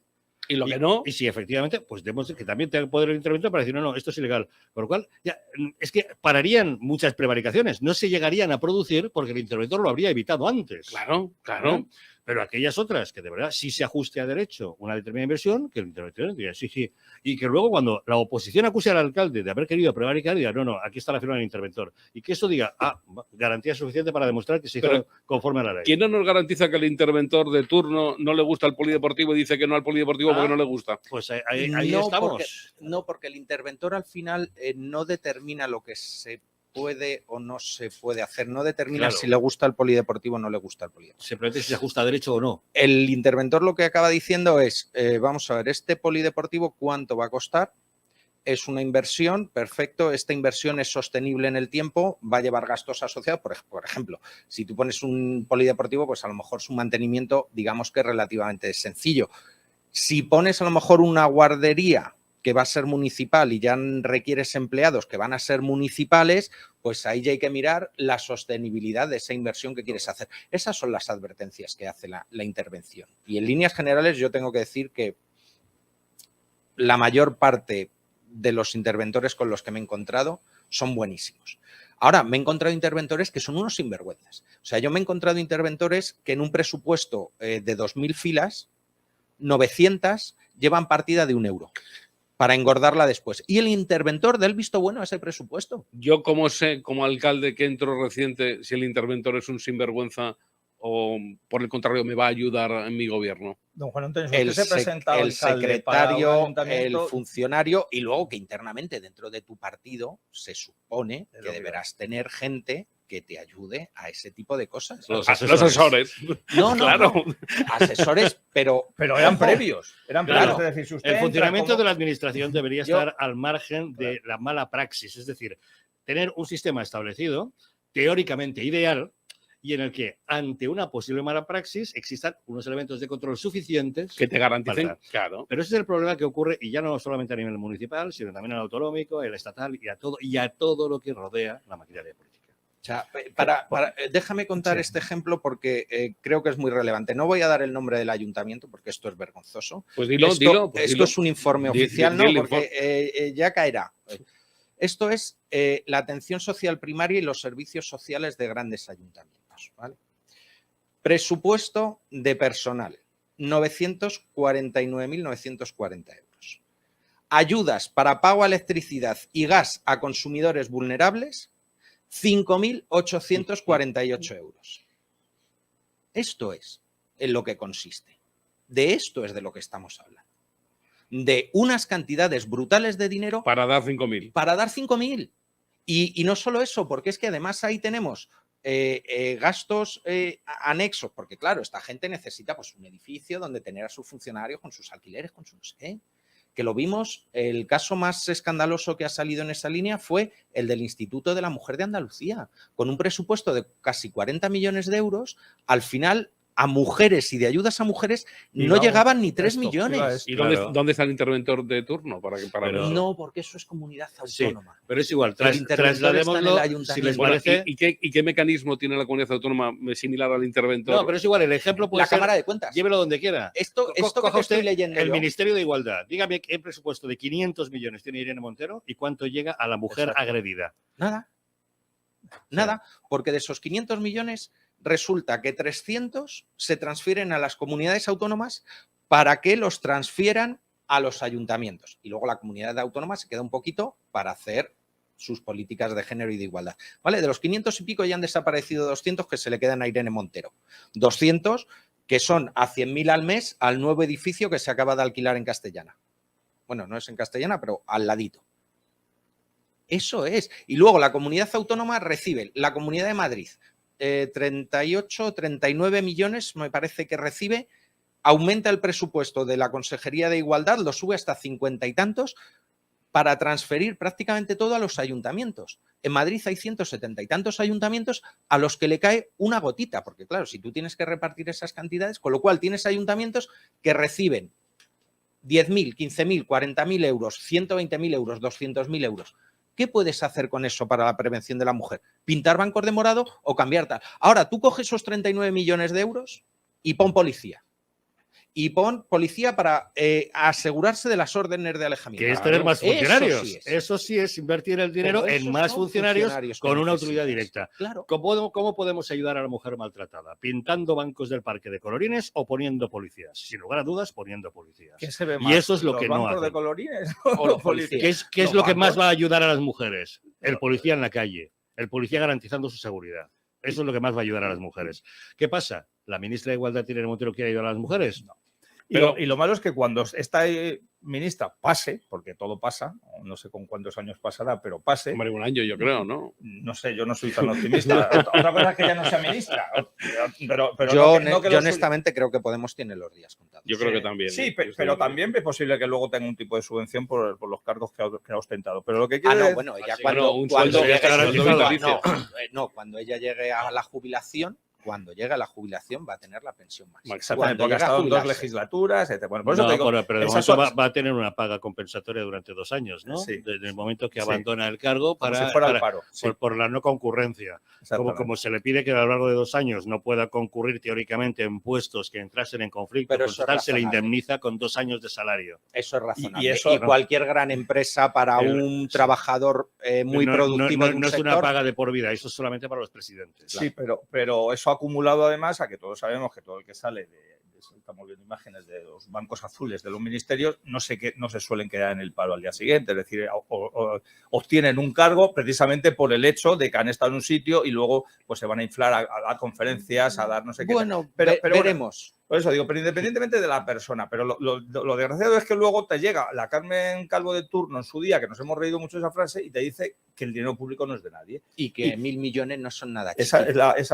otra. Pero es que ese del dinero público no es de nadie, es que desgraciadamente lo asume la inmensa mayoría de los españoles. Porque si de verdad el español se está dando cuenta que eso está saliendo de su bolsillo, de los impuestos que está pagando, de lo que le retiren de la nómina, de que ese impuesto que le están quitando, o sea, que le están acumulando en el recibo del gas y la luz, que es un impuesto que también va para pagar a todo eso, se tendrían que rebelar contra todo esto. Entonces, a mí me da mucha rabia, y no sé la tercera o cuarta vez que digo que me da rabia y pena, que es que los españoles, con todo esto que nos están escuchando, y seguro que si lo escucharan todos los españoles nos darían la razón, independientemente de que tengamos aquí matices a la hora de exponerlo, y que al día siguiente digan, bueno, pero como son los míos, pues voy a votar porque son los míos. Y sobre todo lo que estabas comentando, que el español no tiene consciencia de que se lo quiten, efectivamente. No pero es que ya lo decía Jean-Baptiste Colbert, creo que era como el Montoro de Luis XIV, que era como su jefe de finanzas. El tema de cobrar impuestos es como desplumar a un ganso. Hay que conseguir el mayor número de plumas con el menor número de graznidos. O sea, y lo decía tal cual, y eso es lo que nos hacen. Si tú, a ti, como empleado contratado por cualquier empresa, en lugar de retención de nómina, llegara el mes de abril y te llegara la cartita de Hacienda diciendo usted tiene que ingresar a la agencia tributaria 5.000, 20.000, 12.000, 40.000, lo que sea, porque usted durante el resto del año ha tenido todo el dinero en sus bolsillos, sin retención. La gente empezaría a decir, ostras, que acabo de soltar 6, 7, 8, 10, 12.000, 30.000 euros, ¿qué servicios estoy yo recibiendo por ese dinero? Porque te lo van quitando todos los meses de la nómina, lo das por bueno, encima llega abril y eres tan imbécil que te sale a devolver y te alegras. Sí. O sea, te sale a devolver, o sea, que el Estado ha tenido dinero tuyo en su bolsillo, que tú no has podido disfrutar de él el año anterior. Lo han tenido ellos en su bolsillo, que no lo has tenido tú, no te lo dan ni siquiera con intereses. Cuando ocurre al revés, los recargos de demora son insufribles. Cuando eres tú quien tiene un dinero que teóricamente es de Hacienda, claro, bien que te cobran el recargo de demora. Estamos debatiendo sobre un tema donde qué culpa tienen los políticos y qué culpa tiene el propio sistema en sí. ¿Hay mecanismos para detener esas 11.000 empresas que tú me comentas que no tienen, entes que están dentro de la administración pública y que se han creado al albur de un político de forma Juan Antonio, el gran mecanismo es cambiar el sistema de funcionamiento del Estado entero. Creo recordar que en 2010... Yo estoy contigo, Javier. En 2010 se hizo una especie de plan de racionalización del sector público que incluía el cierre de muchas de estas cosas. Cerraron el 2%. Claro. O sea, es que nosotros tenemos entes, creo recordar que había un nombre que era para conmemorar el bicentenario de algo que pasó en 2008. El ente sigue abierto a día de hoy. Con personal, presupuestos, con gasto, dos personas, gasto corriente. Con un presupuesto chiquitito para pagar los 2 salarios de los 2 tíos que están allí, su oficina. Y esto es en Andalucía. Así hasta que eso no se ha tocado. Con ningún trabajo. Pues no sé si hacen algún trabajo o no. Pero si era una cosa que se montó para preparar el bicentenario, creo que era de la Constitución de 1812. Hasta que llegue el bicentenario, poco trabajo. Estarán encuadernando en 2012 se acaba tu función. Se acaba tu función porque los eventos y lo que quisieras montar está ahí. Y luego puedes asociarte para que haya un recuerdo pues dentro de un museo de no sé qué o tal, que se haga algo dentro del archivo de Indias que permanezca y tal. Perfecto, pero ya no te necesitan a ti. Claro, eso ya está. Ese organismo ya habría que liquidarlo, se guarda, cerrarlo, ese organismo y cualquier atribución que y como corresponda ese a otro, tenemos un montón. O sea, poneros a buscar en el listado de entes a García Lorca, que tienes la Fundación García Lorca, la Agencia García Lorca, el Consorcio para García. Es necesario, porque claro, uno es de la Diputación de no sé qué, el otro es del Ayuntamiento de no sé cuál, el otro es de la Comunidad Autónoma de... ¿En serio? Pues sí, y así sucede. más muchas asociaciones, como decía antes, que tienen una subvención Que esos van aparte, tratar esos no sobre el están ahí. tema de Claro. García Lorca. Claro, Entonces, claro. si es que desgraciadamente lo malo es que nos hemos acostumbrado, el ejemplo que ha puesto don Israel, de que si nos quitaran el dinero cuando tengamos que pagar impuesto de alguna manera, algunos, no digo que todos, porque con este pueblo que tenemos así todo, pero algunos recapacitarían. Pero nos hemos asimilado en que si yo ahora me voy a comprar el aceite y me cobran luego un 20 y tantos % de IVA por la compra del aceite, si me dicen, si te hacen un desglose en el recibo, la gente no se pone a mirar el desglose. Te dice, vamos a ver, esto es sin IVA, esto es con IVA, este IVA que va para pagar impuestos, es con estos impuestos que se pagan, los de 1.300 entes, más la gente que está trabajando, más los chiringuitos y tal, pues ahora diría, pues mira, pues el aceite cojo. No, y no llega, porque encima tienes que pedir todos los años una media de 50.000 millones de euros fuera para poder pagar todo lo que te estás gastando. O sea, no te llega con este saqueo fiscal en el que estamos metidos, sino que además todos los años tienes que estar pidiendo, pues, 60.000 millones, 66.000 millones los últimos 10 de media, porque ha habido años de 100 y pico mil, de Sí, 110, porque hay que preparar de el 100. tricentenario de la Constitución Claro. de Cádiz y entonces habrá que ir preparando un local para cuando O sea, se llegue el tricentenario. Con El, los bisnietos el de los ministro reyes. Escrivá, cuando estaba en la IREF, ya anunció que 30.000 millones en subvenciones no se sabía dónde fueran. El Instituto de Estudios Económicos denunció poco después que 50.000 millones era de gasto improductivo, y eso es al margen de lo que llamemos despilfarro, ¿eh? Sí, Quiero decir, claro. sino de cosas que se dan sin saber muy claro de eso a dónde va. Al margen de despilfarro o malas políticas o que nosotros decidiéramos gastar en otras cosas. Pero la gente y los funcionarios de turno donde esté pasando están mirando a otro lado. Nadie denuncia eso. ¿Lo Hombre, denuncia alguien? Nosotros todos los días. Hombre, Bueno, aquí en la radio, viviendo de ello, yo entiendo que es difícil denunciarlo, porque si tú estás tú has ganado tu plaza en no sé qué, de repente crean un instituto de la mujer y te dicen que te vas a ir allí, como te trasladan no sé qué y productividad te la han subido y tal y cual, y sigues y encima sabes que no vas a hacer nada, que te vas a estar rascando la barriga. Pero entonces, ¿quién es el culpable? ¿No es también culpable esa persona? Entiendo que sí. Hombre, Aquí que sí, culpables pero hay muchos y sobre todo un sistema que no es el adecuado. Nos estamos acercando a las 10 de la mañana, a las 9 en la Comunidad Canaria. Momento de escuchar noticias y de inmediato volvemos en tiempo de tertulia hoy en el Contrapunto con Juan Antonio Tirado, Israel Cabrera y Jesús Muñoz. Hasta ahora mismo.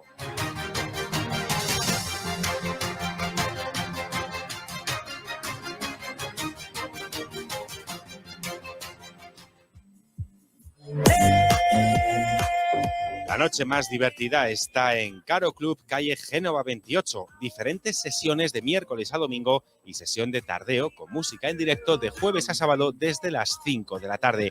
Toda la programación y las reservas VIP en www.caroclub.com. Estamos de vuelta. El Patronato de Deportes de Arona te invita a participar en el 26º Medio Maratón de las Galletas que se celebra el próximo 2 de abril. Inscríbete hasta el 29 de marzo en mediomaratonlasgalletas.com. Elige la distancia entre 5, 10,8 y 21 kilómetros y disfruta con nosotros de esta carrera. Ayuntamiento de Arona. La Espumosa, ubicada en Glorieta Pintor Sorolla, número 4, Metro Iglesia, en pleno corazón de Ponzano. Selecta carta de productos mediterráneos y de elaboración propia.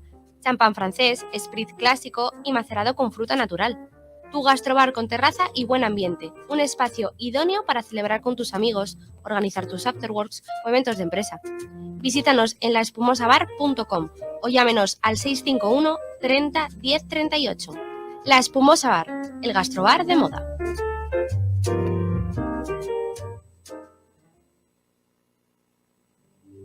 Family Social Care es un compromiso. Damos a nuestros clientes un trato personalizado, ajustado a sus necesidades reales. Ayuda a domicilio y servicio doméstico gestionado desde un doble punto de vista, humano y profesional. Te esperamos en familysocialcare.com. ¿Tu sueño es servir y proteger a los demás? Haz de tu vocación una profesión y conviértete en policía local, policía nacional o vigilante de seguridad estudiando en Academia Levantina. Llevamos más de 20 años preparando a los agentes del futuro. Ahora, además, con clases online fácilmente adaptables a tus necesidades. Solicita más información llamando al 96 35 15 600 o visita nuestra web www.levantina.net.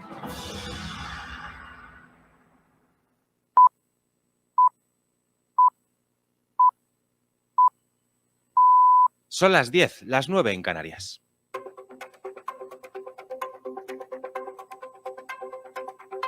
Noticias. Decisión Radio.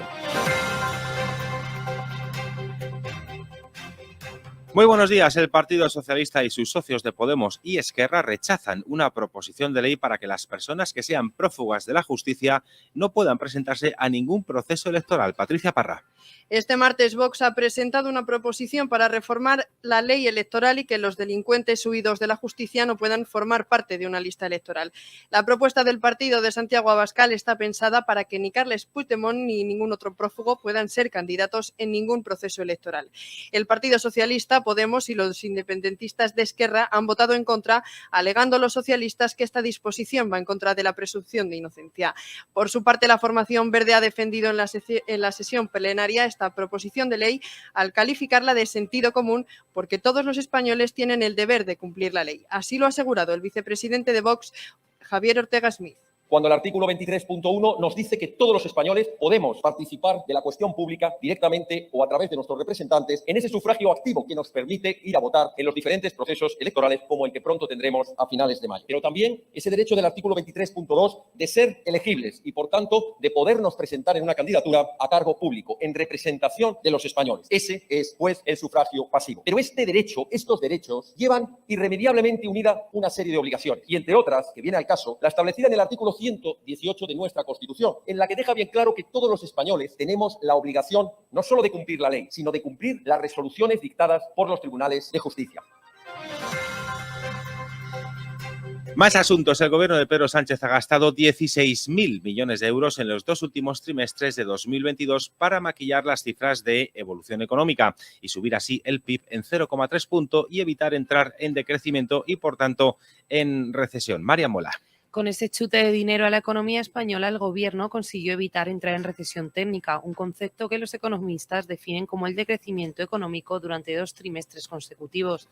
Sin embargo, haber evitado con tácticas trileras que oficialmente España entrase en recesión no soluciona nada en términos de economía real, y más aún cuando otros datos que el Gobierno no puede manipular de ese mismo periodo dan buena cuenta de la mala situación económica que atraviesa España.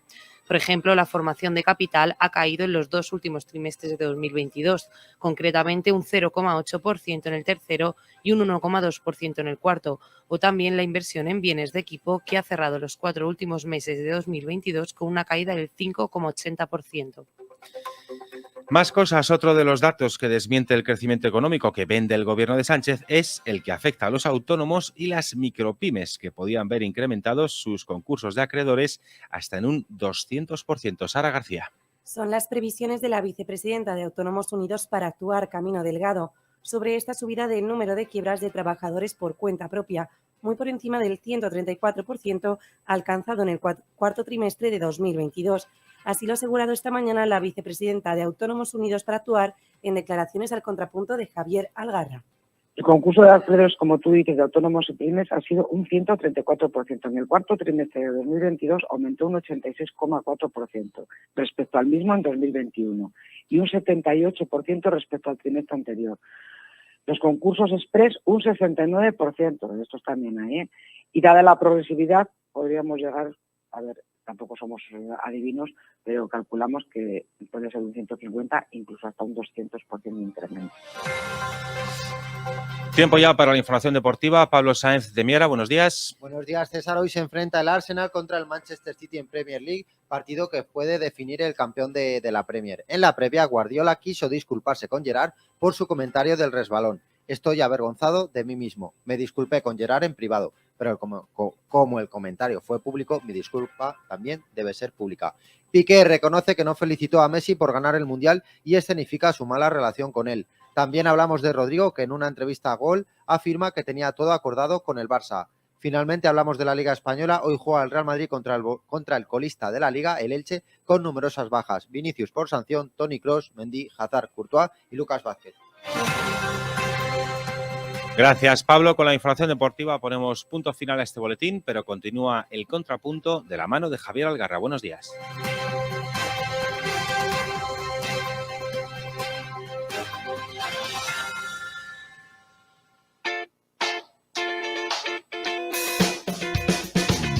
Club Rahim, el club financiero y de negocios de la calle Goya que te ayuda a establecer relaciones y desarrollar tu negocio en 4 continentes. Club Rahim, el club privado que ha revolucionado las relaciones entre España y Latinoamérica. Te esperamos en la calle Goya 18, en plena Milla de Oro. Contáctanos en el 91 878 5742 o en rahim.es.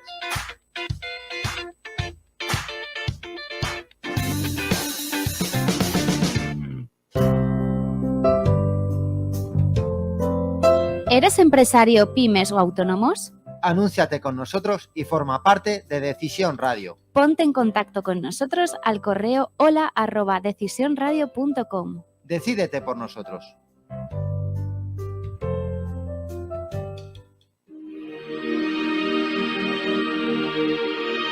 En las madrugadas de Decisión Radio, la hora de Miguel Ángel. De lunes a domingo, de 1 a 6 de la madrugada, excepto los sábados, de 2 a 7. La hora de Miguel Ángel. Un programa dedicado a ti, para entretenerte, hacerte pasar un rato agradable y servirte de compañía. Un espacio educativo, con temas de salud, ecología, de enseñanza y de amor, pero sobre todo humano y natural. El tiempo que estemos juntos, que sea para aprender y disfrutar. Bienvenido, bienvenido a la hora de Miguel Ángel.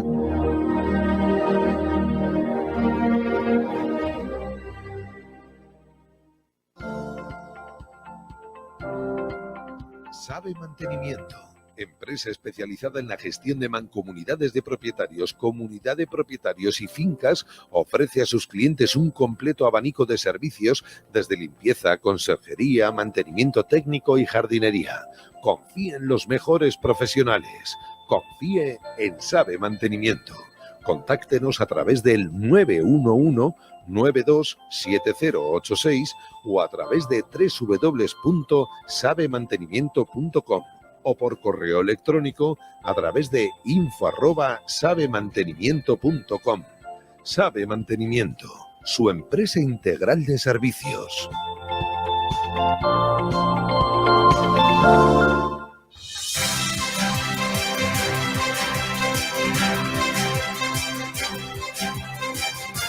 El contrapunto de Javier Algarra en Decisión Radio.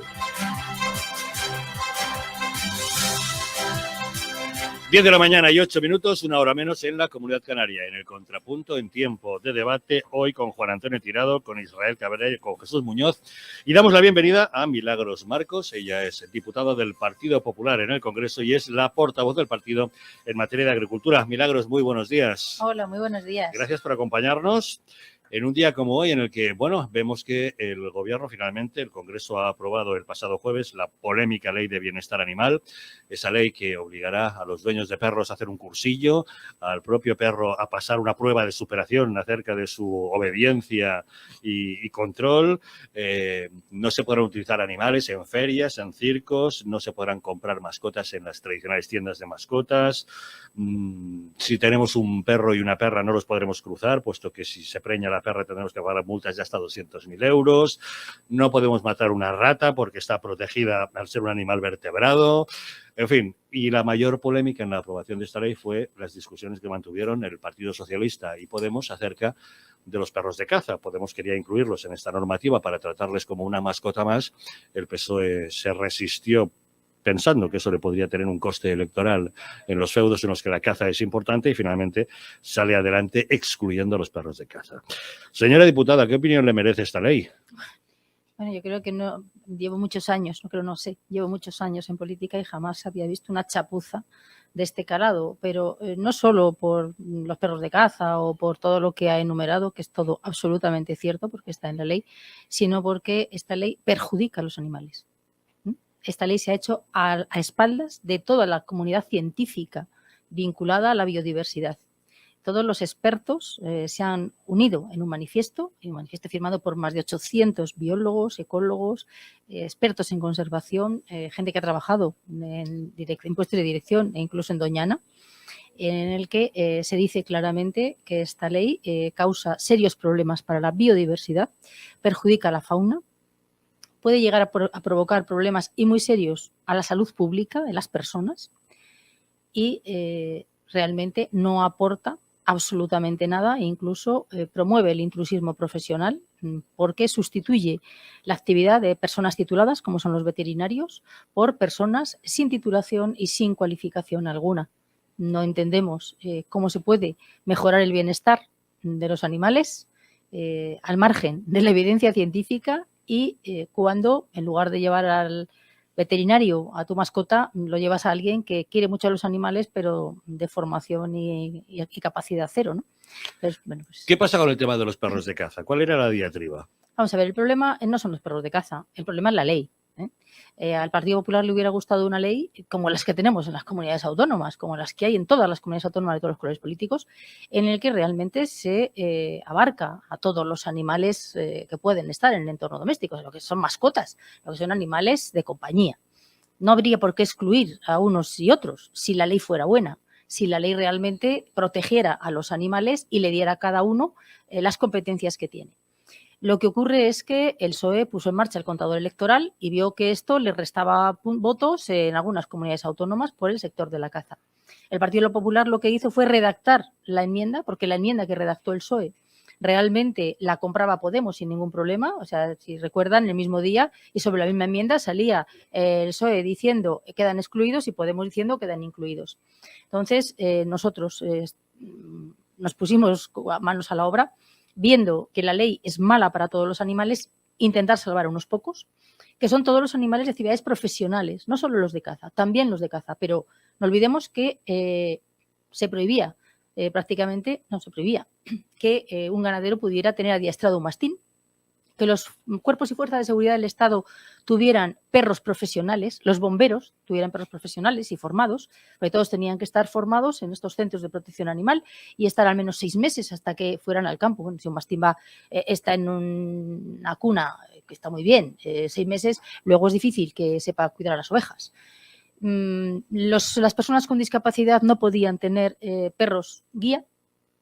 Por lo tanto, estamos hablando de temas muy serios que afectan a la vida de la gente. Pero como un ciego, por ejemplo, no podía tener un perro. No, claro, guía. claro. El mismo tratamiento que los perros de caza lo tenían los mastines, lo tienen los perros de cualquier actividad profesional. Entonces, la enmienda que se ha planteado es dejar fuera a todos los perros de actividades profesionales y deportivas federadas. Porque, hombre, en España hay comunidades autónomas donde el caballo, que se considera animal de compañía, tiene un papel importante, ¿no? Y también quedaban incluidos dentro de todo esto sin capacidad de cruce, sin capacidad de formación y de adiestramiento especializado como requieren. Insisto en que no hay ninguna ley en la que haya habido que excluir a un tipo de animales de otros.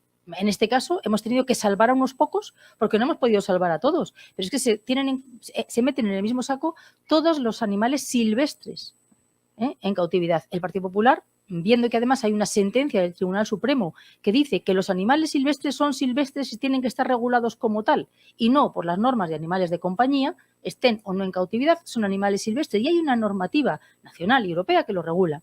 España es uno de los países más rigurosos en temas de bienestar animal y el Partido Popular siempre ha apostado por el bienestar animal, pero eso no tiene por qué ser incompatible con la tenencia de animales por parte de las personas y de los ciudadanos, con la libertad de los ciudadanos a elegir a sus mascotas, ni, por supuesto, con las actividades económicas principales del mundo rural, como puede ser la ganadería, como puede ser la caza, como puede ser...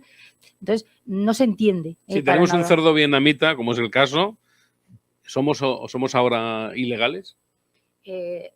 Vamos a ver, la ley propone que haya una cosa que se llama listado positivo. Entonces, ellos van a decidir qué animales son legales y qué animales son ilegales. No me preguntes con qué criterio, que me lo han preguntado varias veces, pero ni lo sabemos ni lo vamos a saber. Entonces, de repente te puedes encontrar que puedes tener un tipo de mascotas y de repente te puedes encontrar con que esa no la puedes tener. ¿Por qué? Y si no la puedo tener, ¿qué hago con ella? Pues de momento las tiendas te podrán dejar de vender alimentos, podrán dejar, cuando ya fallezca no podrás tener otra, pero entre tanto pues nadie sabe qué va a pasar con ella. Morir, pero no le puedo matar. No se te ocurra, ni a una serpiente, ni a un jabalí rural. Tranquilo, porque, cuando tengas la ley de eutanasia te lo arreglarán. bueno, eso. la eutanasia tiene mucho que ver con esto y con los problemas que genera de cara a la salud pública, porque los veterinarios solo pueden actuar con esta técnica, por lo menos ahora han puesto que sean los veterinarios, cuando corre peligro la vida del animal. ¿Cuál es la alerta que lanzan los veterinarios? Pues que cuando haya problemas de zoonosis, es decir, de enfermedades que se transmiten de animales a humanos, no pueden actuar, con lo cual podemos tener serios problemas de zoonosis. Igual que con el tema de las colonias felinas, ¿no? Que todo el mundo sabe que no solo causa problemas a la biodiversidad, estuvo a punto de acabar con el lince ibérico en Doñana en el año 2007, sino que puede transmitir leishmaniosis a los seres humanos. Pero los veterinarios están muy preocupados tanto por el sector de los animales como por el sector, por lo que puede ser de problema para la salud humana. Y una pregunta, por lo que acabo de entender, como esta ley supongo que sea de rango superior a las leyes que existen equivalentes a las comunidades autónomas, a partir de este momento las comunidades autónomas no pueden tener, valga la redundancia, autonomía para exigirla o no exigirla. Es decir, si en Madrid gobierna el Partido Popular y le parece una aberración cualquiera de las cosas que hemos comentado aquí durante la mañana, lo de las ratas y tal, puede saltarse la ley o no imponer las sanciones. Va a venir un funcionario directamente del ministerio correspondiente del gobierno de turno para hacerlo. Bueno, hay dos cosas. Lo que se está modificando es, por una parte, se está creando una ley básica, por lo tanto, de obligado cumplimiento por todas las comunidades autónomas y tendrán que modificar su normativa, la normativa que tienen en este momento, aunque la hayan aprobado por consenso en todos los parlamentos autonómicos. Y, por otro lado, el Código Penal, porque también, igual que en el CSI, están reformando el Código Penal. Por lo tanto, las leyes autonómicas se tendrán que adaptar en el plazo que establezca esta ley a la normativa nacional, porque es normativa básica. En unos artículos dice que es normativa básica y en otros no, lo pone la propia ley. Y, por otro lado, el Código Penal, que es muy preocupante porque hay informes del Consejo General del Poder Judicial, de la Comisión Nacional de Mercados de la Competencia, de todo el sector jurídico, diciendo que hay una desproporcionalidad de las normas aberrante. De modo que, si se aprueba esta reforma del Código Penal, estará más penado el maltrato a una rata, a una lagartija, a un jabalí que esté por la calle, a cualquier vertebrado que se pueda colar en tu casa y te esté causando problemas, a una banda de palomas que estén acabando con un edificio histórico. Bueno, pues todo esto estará más penado que maltratar a una mujer o a una persona con discapacidad. ¿Vale? Esta es la desproporción. Y eso es Código Penal. En cuanto se modifique el Código Penal, serán los jueces los que, si alguien denuncia a un vecino por matar a una rata, tienen que actuar en consecuencia. Y habrá sentencias en las que ese vecino que le ha dado 2 veces con el palo de la escoba a la rata o a la serpiente que se ha metido en la habitación en el pueblo, pues tendrá que ir a la cárcel. Y habrá multas muy elevadas si el señor de pueblo deja al perro solo todo el día por la calle, porque es lo que ha hecho siempre y porque es lo que quiere hacer el perro. Y no pasa nada, todo lo contrario, ¿no? A mí me parece que un perro en libertad en un pueblo tiene más calidad de vida que en un espacio pequeño en una gran ciudad, todo el día solo. Pero una cosa está permitida, el que esté solo todo el día en una gran ciudad está permitido, el que esté en un patio de un pueblo o que esté deambulando, paseando por la calle o lo que quiera hacer el perro durante todo el día, tiene una multa considerable. Si alguien lo denuncia, pues tendrá que pagar la multa. Sí, pero ¿se puede garantizar que se cumpla la ley? Quiero decir, ellos han pensado cómo van... O sea, si yo mato una rata en mi casa y no me ve ningún vecino, difícilmente van a poder decirme nada, ¿no? O sea, Juan Etero, usted ya se está basando en que no haya testigos de su crimen. Claro, claro. No olvidemos que aquí... Pero que haya dicho el vecino. Se ha cometido un crimen. Vamos a ver. No te vas a denunciar a ti mismo, evidentemente, pero en principio las leyes están para cumplirlas. Yo entiendo que nadie hace una ley para que se incumpla. Y además esta ley tiene un aparato... que obliga a crear a los ayuntamientos sin presupuesto, muy importante.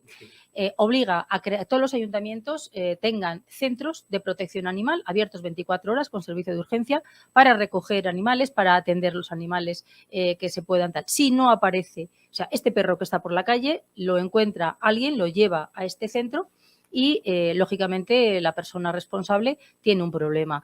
¿Qué ocurre? Que en estos centros no se obliga a que haya veterinarios, se obliga a que haya un tipo de gente a los que han llamado profesionales del comportamiento animal, que no tienen ninguna experiencia. Lo que hablábamos antes. Más colocados. Bueno, a mí esto me recordaba, yo creo que alguien mal pensado puede asociarlo a todo esto que decía el señor Errejón cuando todavía estaba en Podemos en el año 2017. ¿no? Vamos a crear estructuras donde se puedan refugiar la militancia, porque todos sabemos que la militancia no vive del aire.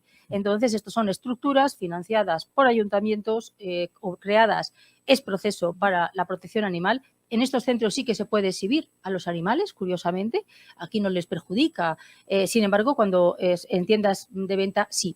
Yo entiendo que sí no se debe exhibir un animal, y creo que no se debe exhibir en ningún caso. El animal no distingue si van a pagar por él más o menos, porque pagar se paga en cualquier caso, tanto en la adopción como en la compraventa. Entonces, es absolutamente extraña, ¿no? Pero están obligados los ayuntamientos a montar estas infraestructuras. Sí, y además la ley repite en varios artículos que no hace falta presupuesto. Vamos a ver, la ley está tan llena de sinsentido que vamos a reiterar una vez más. Es decir, matar a una rata en casa puede suponer que una persona acabe en la cárcel con una pena de prisión de entre 12 y 24 meses. ¿Es así? Sí, es así. Muy bien. ¿Qué hay que hacer con una rata en casa, entonces? Habrá que preguntárselo a la señora Belarra, a la señora Bestringe o al señor director general de los animales. El Código Penal dice literalmente que todos los animales vertebrados, claro, silvestres, en cautividad o no en cautividad, tienen la misma pena, sí, porque hasta ahora no estaban protegidos los silvestres, según ellos, que no estaban en cautividad. Tanto la normativa europea como las normativas autonómicas como la normativa nacional hasta este momento es bastante estricta y rigurosa. Lo que sí que garantizaba era los derechos de los ciudadanos, garantizaba la salud pública, impedía el que haya plagas, entre otras cosas, y problemas de salud. Pero es que, por ejemplo, una culebra es un vertebrado, las serpientes son animales vertebrados. Totalmente. Entonces, ante una serpiente que pueda ser una amenaza para la integridad de una persona... Y ante una serpiente que sea una amenaza para el perro que tienes que cuidar. Claro, no se puede matar a esa serpiente porque me pueden condenar por crimen condenado con cárcel. Bueno, igual tiene suerte y la serpiente se come a la rata. Bueno, entonces me acusarán de no haber protegido a la rata del acoso de la serpiente. O sea, creo que esta ley realmente, igual que toda la tramitación que ha tenido en el Congreso de los Diputados, no tiene ni pies ni cabeza. O sea, es una chapuza, insisto, no solo porque lo diga el Partido Popular, sino porque las incongruencias están escritas en el papel, porque ha sido una batalla realmente bochornosa, la que hemos vivido. Hasta 5 veces se convocaba y desconvocaba la comisión. Hemos visto cómo el legislativo entraba en las salas de las comisiones y a gritos insultaban entre ellos. Estaba la señora Bestringe y el señor Ramos, el director general, humillando, diría yo, a los diputados de su propio partido, de Podemos, ¿no? Que son los que tienen capacidad de negociación. Eso sí, siempre asegurándose que estuvieran muchas cámaras en los pasillos del Congreso de los Diputados, ¿no? Entonces yo me pregunto por qué esta ley. ¿Por qué no empiezan a hacer una ley escuchando a los que saben? Lo que le voy a decir, ¿por qué ni siquiera han escuchado a los veterinarios que están en contra? Bueno, a los veterinarios no, a nadie. Vamos a ver, esta ley tuvo 6.000 alegaciones en el periodo de tramitación. Ha tenido 658 enmiendas que obligaron a presentar antes de escuchar a los expertos. Hemos tenido que forzar hasta la saciedad que pudieran venir al Congreso de los Diputados expertos del Consejo de Colegio Nacional de Veterinarios, de biólogos, de ecólogos, conservacionistas, bueno, juristas, jueces, a explicar la trascendencia de esto. Los expertos han ido después. Los expertos han venido después. Y, bueno, si nos hubieran dejado en la tramitación negociar en base a lo que habían dicho los expertos, no. Las transaccionales llegaron en una mesa y había que decidir en 10 minutos, en 1 hora, y solo decidían ellos las que aprobaban y las que no. Hasta el punto que han incluido una transaccional que era exactamente igual que una enmienda del Partido Popular, que dejaba fuera, lo que hace la ley, es que deroga la ley de animales especialmente peligrosos. Nosotros planteamos que no se puede derogar una ley porque un animal peligroso en manos de una persona que pueda tener un problema de conducta es un arma letal. Bueno, pues esta ley deroga la ley de tenencia de animales potencialmente peligrosos, porque consideran que ningún animal es peligroso per se si se le trata de forma adecuada. Bien, el mismo día que se aprobaba la ley, y antes de votarse la ley en el Congreso de los Diputados, la semana pasada, en Palencia, en mi ciudad, hubo un ataque de un perro manejado por el maltratador, ¿vale?, hacia una mujer. Creo que por lo menos hemos conseguido que esto se derogue. Pero insisto, o sea, la tramitación ha sido tan bochornosa que parecía que vivíamos en un serial pues de adolescentes caprichosos, ¿no?, y consentidos que quiero esto y quiero esto, que es lo que son. y quiero esto y quiero esto. ¿Pero ha habido algo que hayáis tramitado en el Congreso en este tiempo que no haya sido así?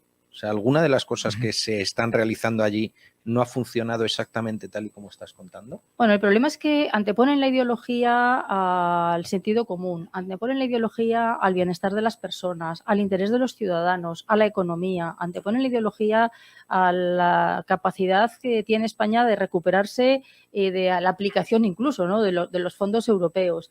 Estamos viendo la ley del sí es el caso más llamativo. O sea, ¿cómo puede ser que hace 4 meses que se sabe esto, que ya hay más de 500 víctimas en este momento y que sigan mirando el contador y salvando a la coalición? Hombre, que salven a las mujeres, por Dios, que salven a los ciudadanos, a los españoles, a los que no tienen, están en el paro por mucho que ellos digan que son fijos discontinuos y trabajan una semana al año. Eso es lo que hay que salvar por parte de un gobierno. No la coalición, la ideología y sus negocios ahora con el sí, esperando a ver qué pasa el 8 de marzo para ver si fuerzan y no fuerzan. ¿Pero qué es esto? ¿Pero qué es esto? ¿Esto es un gobierno? Sí, estamos todos de acuerdo, no solo los de esta mesa, sino al que se le explica un poquillo la ley, que es de estos aberrantes. Siempre hemos dicho que eran criminales gobernando para criminales, ahora yo creo que es una plaga política gobernando para las plagas, como las de las ratas o lo demás.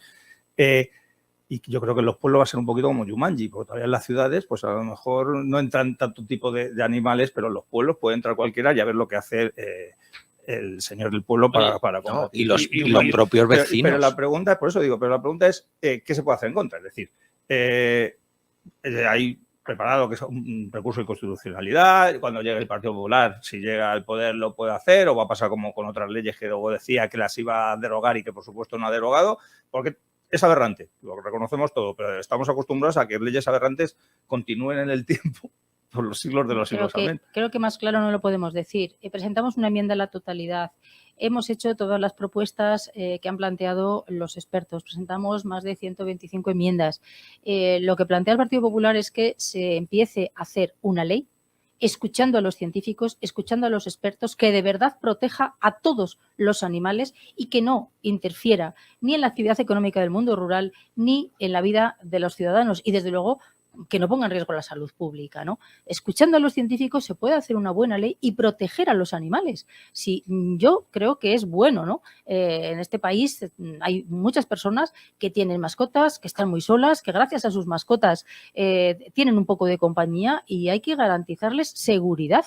Entonces, es bueno que haya una ley que proteja a los animales, que evite el maltrato. Desde luego no se trata de apoyar a los maltratadores, pero si es que el Código Penal ya tiene muy en cuenta el tema del maltrato animal, ya se ha reformado varias veces.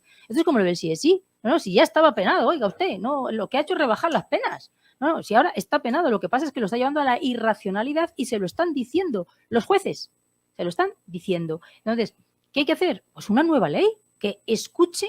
Pero ¿verdaderamente hace falta una ley? Porque ya todo estaba funcionando. Sí, ya existía una ley. Claro, la gente tenía sus animales, funcionaban bien en todos los sectores agrarios, sectores la caza, la ganadería, funcionaban bien. Los perros policía, los perros bomberos, que les podemos ver en la labor que están haciendo ahora, por ejemplo, en el terremoto de Turquía y la utilidad que tienen esos animales de trabajo. Y el SEPOR no actuaba cuando había maltrato. Todo eso ya existía.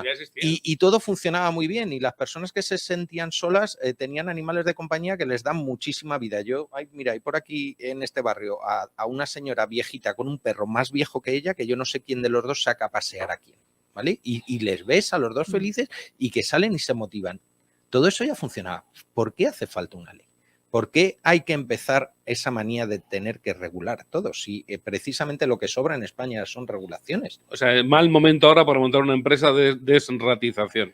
No, para eso sí que no. Es como Pero de es mal momento para montar eso una empresa así, ¿no? Sicariato. Sí, Sicariato sí, es eso. sí. Yo estaba pensando en montar el negocio. Javier, ¿no te Pues, apuntas? pues tendrá que matar ratas en otro país, no aquí. Bueno, el problema además está en algo que no hemos comentado, que es el tema de las colonias felinas, ¿no?